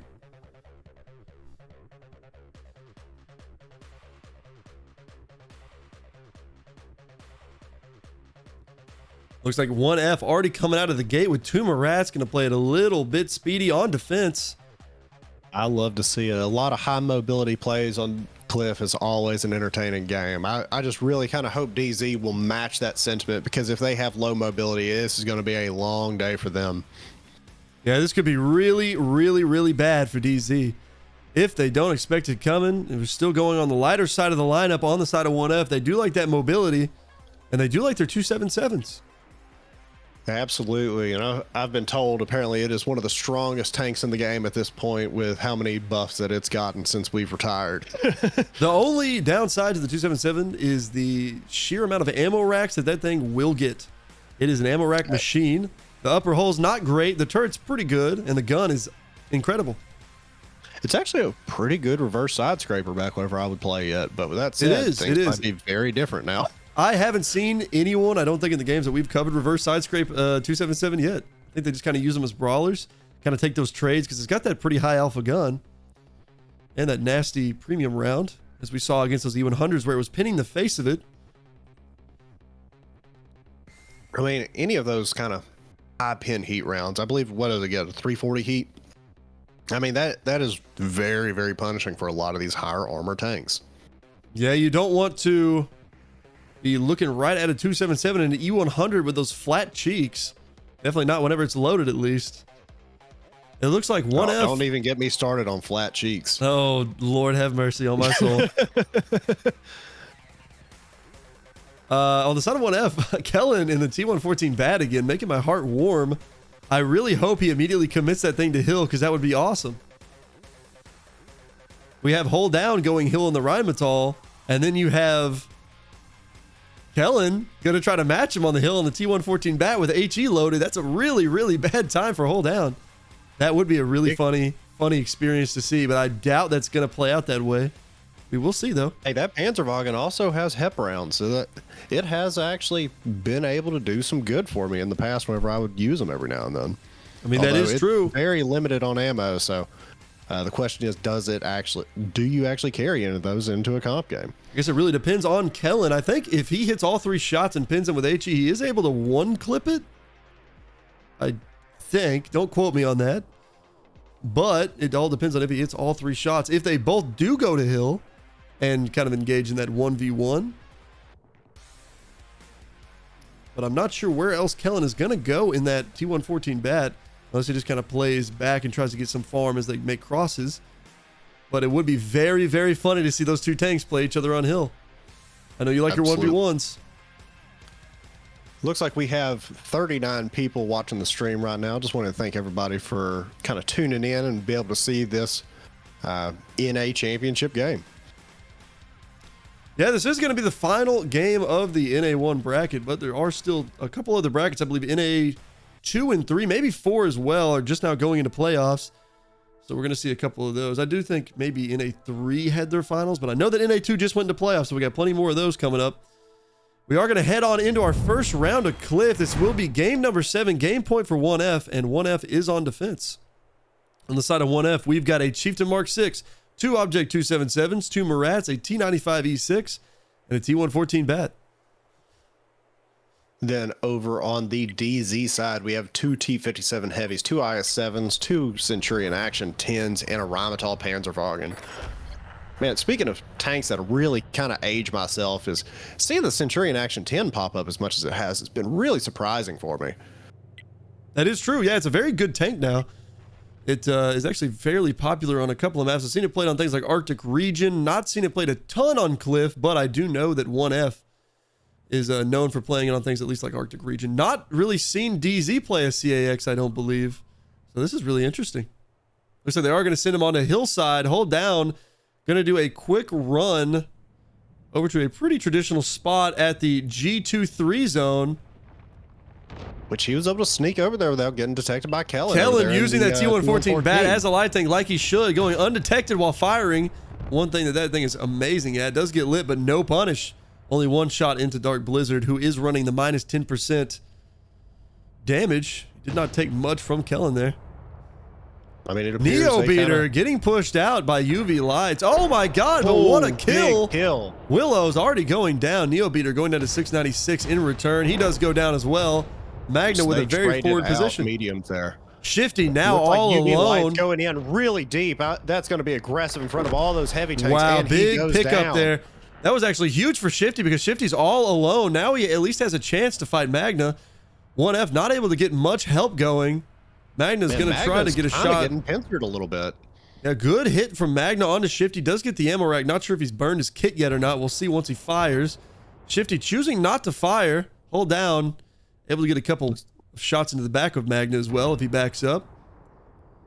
Magna is kind of getting pincered here. Frisbee going down to 209 damage. Stewie Bulb trying to pick up the finale and hold down, able to get him when he backs up. Stewie Bulb. Another tank for 1F. Now we have big hits going into Leaky. But also, and Kellen down to one shot. Yep, Kellen down to one shot. Leaky down to one shot return. Lemur going to pick him up. Overcommitted a little bit too hard there. Out in the open field. Still heavy in DZ's favor. Looks like they're going to hold on for maybe one more round. I don't think this is going to be a 7-0. Absolutely. It looks like that Centurion Action 10 is going to be finishing off Magna right now. There he goes. Good kill from the Senta AX. Now we have the Rheinmetall and the T57 Heavy playing against Lemur. And Tanks trying to support from the back, but not able to get much going. Here comes Kellen in the T114 bat, but he's down to a one shot, not able to do much. He's in a really dangerous position because that Centurion's able to just kind of shoot him in the back. Yeah, Matisse going to go for another. There it is. Good kill from Shifty. Now here comes the push from DZ. Just going to try to clean up as many tanks as they can. They have a massive tank and hit point advantage. Tanks being the last one alive in that 277. This one is going to go to DZ. Looks like DZ's starting to wake up a little bit. Let's see if they're able to kind of keep this momentum going. Wow, yeah, that overcommit from 1F there onto those two medium tanks towards Cliffside. Wonderful way to bring that back for DZ, getting those side shots into him as they push forward, especially into tanks like UV Lights, who was trying to kill that Senta AX stuck behind the building, held down by Magna. Got a nice little ram kill to end it out as well. All right, let's head over to that scoreboard. Side of 1F, we've got Yucky or Lemur in the Chieftain Mark 6, 1 kill, 2,732 damage. Kellen in the T114 bat, 0 kills, 2,060 damage. Tanks in the Object 277, 0 kills, 1,985 damage. Magna in the Object 277, 1 kill, 1,736 damage. Not Frisbee in the Marat, 0 kills, 456 damage. UV Lights in the T95 E6, 0 kills, 439 damage. And Willows in the Marat, 0 kills, 424 damage. Then over on the DZ side, we got Shifty in the Centurion Action 10 doing a lot of work in that tank, getting 3 kills, 3,400 damage. I mean, that was a powerful position that he was able to kind of get backside shots on a lot of people and able to really finish off a lot of kind of just straggler tanks from that overcommit. Then over on, they got Stewie Bulb in the T57 Heavy with 1 kill, 3,000 damage. Hold down in the Rheinmetall Panzerwagen with a kill and 2,300 damage. Matisse in the IS-7 with a kill and 1,900 damage. Leaky Shelf in the T57 Heavy with 1,700 damage. Dark Blizzard in the IS-7 with a kill and 1,500 damage. Neo Beater in the Centurion Action 10 being held to 800 damage. Great damage spread on the part of DZ there. It seemed like everybody really participated. And that is what you like to see. You like to see a good team participation, good spread of damage, everyone doing their part. And I will say, good play by Shifty, hiding behind that house, getting Magna and UV to have to overcommit, which then let DZ get those side shots into him and really turn the game around. Also, not letting those medium tanks that did push up get any kind of work going. As we saw that Murad only able to get one shot in along with the other two mediums. That really, really costs 1F. And what a game we have going on now. Wasn't a 7-0, holding them down to game point. And we may actually have us a Prokhorovka game, which will be coming up right after this. Wow. What a turnaround for DZ. They needed that. They absolutely needed that.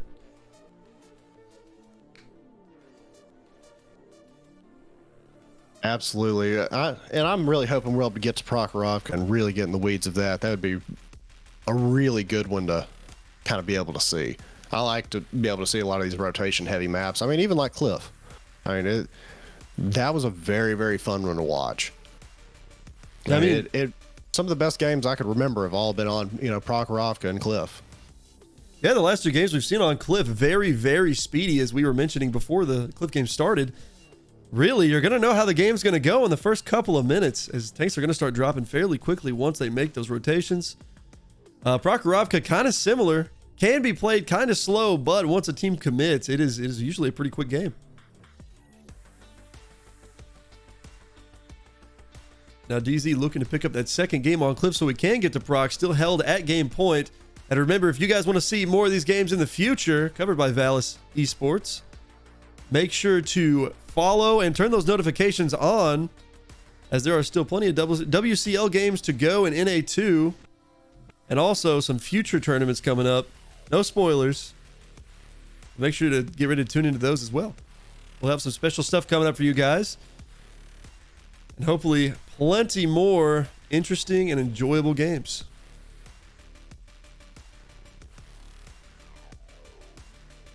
Looks like the side of 1F is good to go, except Tovarish. No, he is with them. Okay, so that is all 7 on the side of 1F. Oh, are they able to run 2 tank destroyers on one team? I didn't think so. Maybe Tovarish is not with them. Maybe they just haven't got rid of him yet. But T114 Bat does seem like something they would play. Except I would expect to see Kellen in. I'm sure he'll be out of here then. He's not with them. Outside of DZ, they've got 5 selected, just waiting on those 2.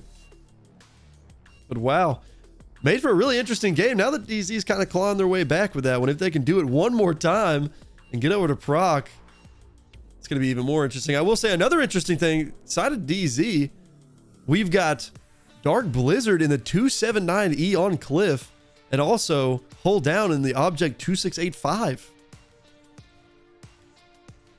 Man, this is definitely going to be a weird one. It's been so interesting to see kind of what's been buffed and what hasn't, and seeing something brand new essentially.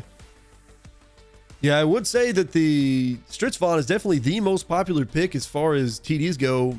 Right behind probably the Grill would be second. Unfortunately, it is banned, but we're going to head on into game number 8. Second game on Cliff, this time with DZ on defense. On the side of DZ, we've got Leaky Shelf and the Object 277. Well, I guess I won't read down the names. That's going to take too long, isn't it? Object 277, another Object 277, an Object 279E, an IS-7, a Murad, a T95 E6, and an Object 2685. Over on the 1F side, we have a T110 E5, 2 IS-7s, 2 50Bs, a T95 E6, and a Waffle Traeger off E100. Yeah, definitely don't want to read down the names twice and give myself 2 opportunities to screw it up. I'll be mispronouncing people that I know, and then I'll really feel dumb. That's true. Is it Kellen? Is it Kane? We'll never know. I mean, honestly, it's really hard to read English whenever you're illiterate like I am. That is true. And once the Gator wine gets you, you never know what's going to come out with you. Shifty going real quick towards the Cliff. Looks like they are going to send those 50Bs up to try to catch somebody off. Neo's going to spot them any second now once they do peek up. Good position from him just to get those initial spots. He is looking the wrong direction. He's not going to expect this. He does get one into the side, but I think he's going to get away fairly free. Now we have Hold Down. Is that 2685 going to try and poke that and get a little bit of punish in? He is, and he does. Wow, what a shot there into UV lights. Good shot from Hold Down, making him get a little bit of punish in return for it. DZ's still down on hit points a little bit just through the initial advantage, but great way to claw it back for Hold Down. Man, they're just about even on hit points at this point, now that they've got one more shot in. Yep, good shot on Willows there. Does even it up. Willow's getting a little pokey up towards Hill. I believe it was Neo Beater potentially that put that in, if not Shifty. But wow, this is looking like a pretty even game. Setup pretty solid. DZ, very heavy B setup. Not really contesting anything over on the A to D line towards base. Now it looks like Neo is going to rotate. Up to be able to punish Shifty if he ever tries to take that hill. Here comes Kellen, going to get a little bit more into the fight. Now he realizes nothing's going to come down the 1-2 line that he expects. So he's going to try to get that gun into the fight. Maybe try to put that over on these heavies playing towards B. Neo Beater is going to come around, play towards A, try to get those side shots once they do commit, if they play on this E side of this little center mound. I was very curious to see if he was going to try and put a little bit of pressure on that bowl, actually. I think he knows that he's alone. He knows there's a lot of tanks there. It would be a little bit of a throw if he did try to peek that, and they do push him out because those 50Bs are quite fast. He's not going to be able to get away. So I think absolutely. That wouldn't stop me from doing it, though. That's fair. We do have a push coming out of DZ, coming around the corner just to try to catch a few tanks off. I don't think they're going to expect Frisbee and Magna to be where they are. Willows actually does manage to get all the way up on hill in that IS-7. Looking a bit like a mountain goat here. I mean, that's going to be an annoying tank to take off that hill. That is indeed. Shifty getting spotted. Here comes the Waffle. Waffle's going to rotate to the 1-2 line. Going to try to go towards Neo Beater. Neo Beater should spot him, but he does get spotted in return. Big hit into Kellen there. Breaks his gun. Let's see how much they're able to just trade back and forth. It looks Kellen, like he didn't want that smoke, actually. Yeah, Kellen realizing that he will be out in the open against a Marat, and he also got his gun broken, so had to burn his repair kit. Does not want to have that happen again. Man, it looks like DZ is playing very condensed here. Shifty in a little bit of a dangerous position. Neo Beater with good hits into Frisbee. I didn't even realize he could fire on that position. I thought that rock was going to block him, but Frisbee taking a shot from Neo there after getting one into Shifty. Shifty actually fairly safe where he is. He's going to fall back a little bit, though, now that Tanks is playing that corner. Doesn't want to get shot. Big hit from Shifty into Tanks. Tanks going for the push. Oh, big those hits into him. 279E and 277 getting good side shots in there. Oh, big fire onto Tanks. That's going to put him out of the game. That's going to be a game ender for him. Here comes Magna trying to push him out of the way. There he goes. Magna getting Best stuck. thing Magna could do is looks like is try and just use his corpse as cover. See if he's able to do a little bit of good. Magna going to have to try to get out of here. He is getting very big hits into him from Matisse, and now Shifty trying to get a couple more into him as well. Here comes Hold Down on the backside of Frisbee. What a push around for him. Frisbee kind of caught off guard here. If Hold Down is protected by that house, Frisbee is going to take some Stewie major losing hits. about half his hit points right there. Already down to one shot, and he is gone. There goes Stewie. That Shifty Waffle also getting down to a great 1. shots in from the side there. Now we have Hold Down and Frisbee going at the 1v1. I believe Hold Down may be able to take this if he high rolls. Side of DZ still with a significant advantage. Matisse coming in for the assistance on Frisbee, but UV lights in the AMX 50B putting in 2 into the side of Matisse. Maybe a third here. There goes the third. Maybe a fourth. And he bounces the fourth. Wow, Matisse took a major bleed just to get across to try to help Hold Down. I think he should have left him there. Now Frisbee back on the other side of the house there, and he is safe. Magna down to 723. This is going to be bad for Blizzard. Blizzard's about to go down to Kellen. Didn't realize that Kellen was going to be there, and Kellen takes out Blizzard. Oh, that's a big clip from that Waffle there. Wow, that's an unfortunate moment. DZ up about 2,000 hit points, now down about 1,000. Frisbee is very, very low. They are going to try to get him out. Advantage, but I mean, at this stage in the game, it is going to be hard to dig yourself out of that hole. Matisse is going to try to get a kill on Frisbee. Not sure why Leaky wasn't able to kill him. Now UV Light's going to try to clean up Leaky. And he should be able to if he pins this last round, which he... actually, sorry, it was Willows on the hill that got that one. Neo Beater now going to farm Willows a little bit. Get that ammo rack in. Willows does repair it. Now Matisse down to 650. Hold Down. Going to try to rotate out. Neo Beater taking a shot from the Waffle. Matisse going down to Willows. Willows now pushing towards Hold Down. He can win this 1v1, so he's going to commit to it. Let's see how they boogie here. Oh, unfortunate track from Willows. A big critical hit there. That's going to put him in a very precarious situation. This is really bad for Willows here if he doesn't get reloaded in time to get that shot off, and he does. Oh, that's now a he's big got to play track. safe. Oh, and he's not able to return the punishment either. Murat does go down over on the A cap. Now just hold down left. Gonna get cleaned up by Willows. Does bounce though. Oh, Wow, this is gonna be a hard one to pull back for hold down, but he's not out of it yet. and he goes down there. And the question is Kellen and the Waffle going to be able to take him down before he gets reloaded? Looks like I saw him swap over to HE actually, so I believe that is within reach of being able to kill him. Oh, I think he's But going to it get doesn't hit look like here. he's Oh, he does. That's going to be it. That's Not quite game in time. for 7F. Let's take a look at that final scoreboard. On the side of 1F, we've got Kellen and the Waffle.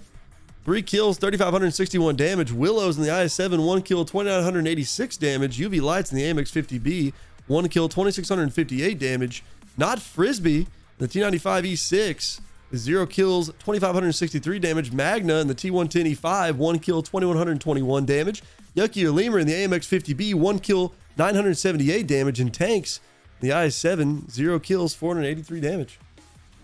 What a big game for that Waffle. But running down the DZ side, we have Neo Beater and the Murat with 1 kill, 4,100 damage. Hold down in the 2685 with 1 kill, 3,700 damage. Shifty in the T95E6 with 2,100 damage. Leaky Shelf in the 277 with 1,700 damage as well. Dark Blizzard in the 279E with 1 kill and 1,100 damage. Matisse in the IS-7 with 2 kills and 1,100 damage. And then Stewie Bull being held out in that 277. Wow, what a final game for 7F. 1F. 7F haven't been around in so long. Yeah, I was wondering if we were just inventing new teams, just change it up a little bit. Close enough, right? Long Only match, six, so they're evolving. 6 numbers off. This being the first, then being the 7th. But great final game from 1F there. Very, very close. What an incredibly close game. Good plays by DZ in the beginning. Unfortunately, had too much of a bleed, trying to commit over to Frisbee. I think that may have cost him the game, actually, just losing those few tanks like that IS-7. But wow, what an even game on that one. Great win on the first round of Cliff by DZ. And a very dominant game from 1F on the other maps. I mean, that might have been probably the closest series we saw in terms of DZ really having a good chance to win. I mean, they had that one round where they were on offense for steps that was kind of similarly close. But I mean, to me, it's hard to beat that last round of Cliff in terms of their odds of kind of being able to swing one way or another.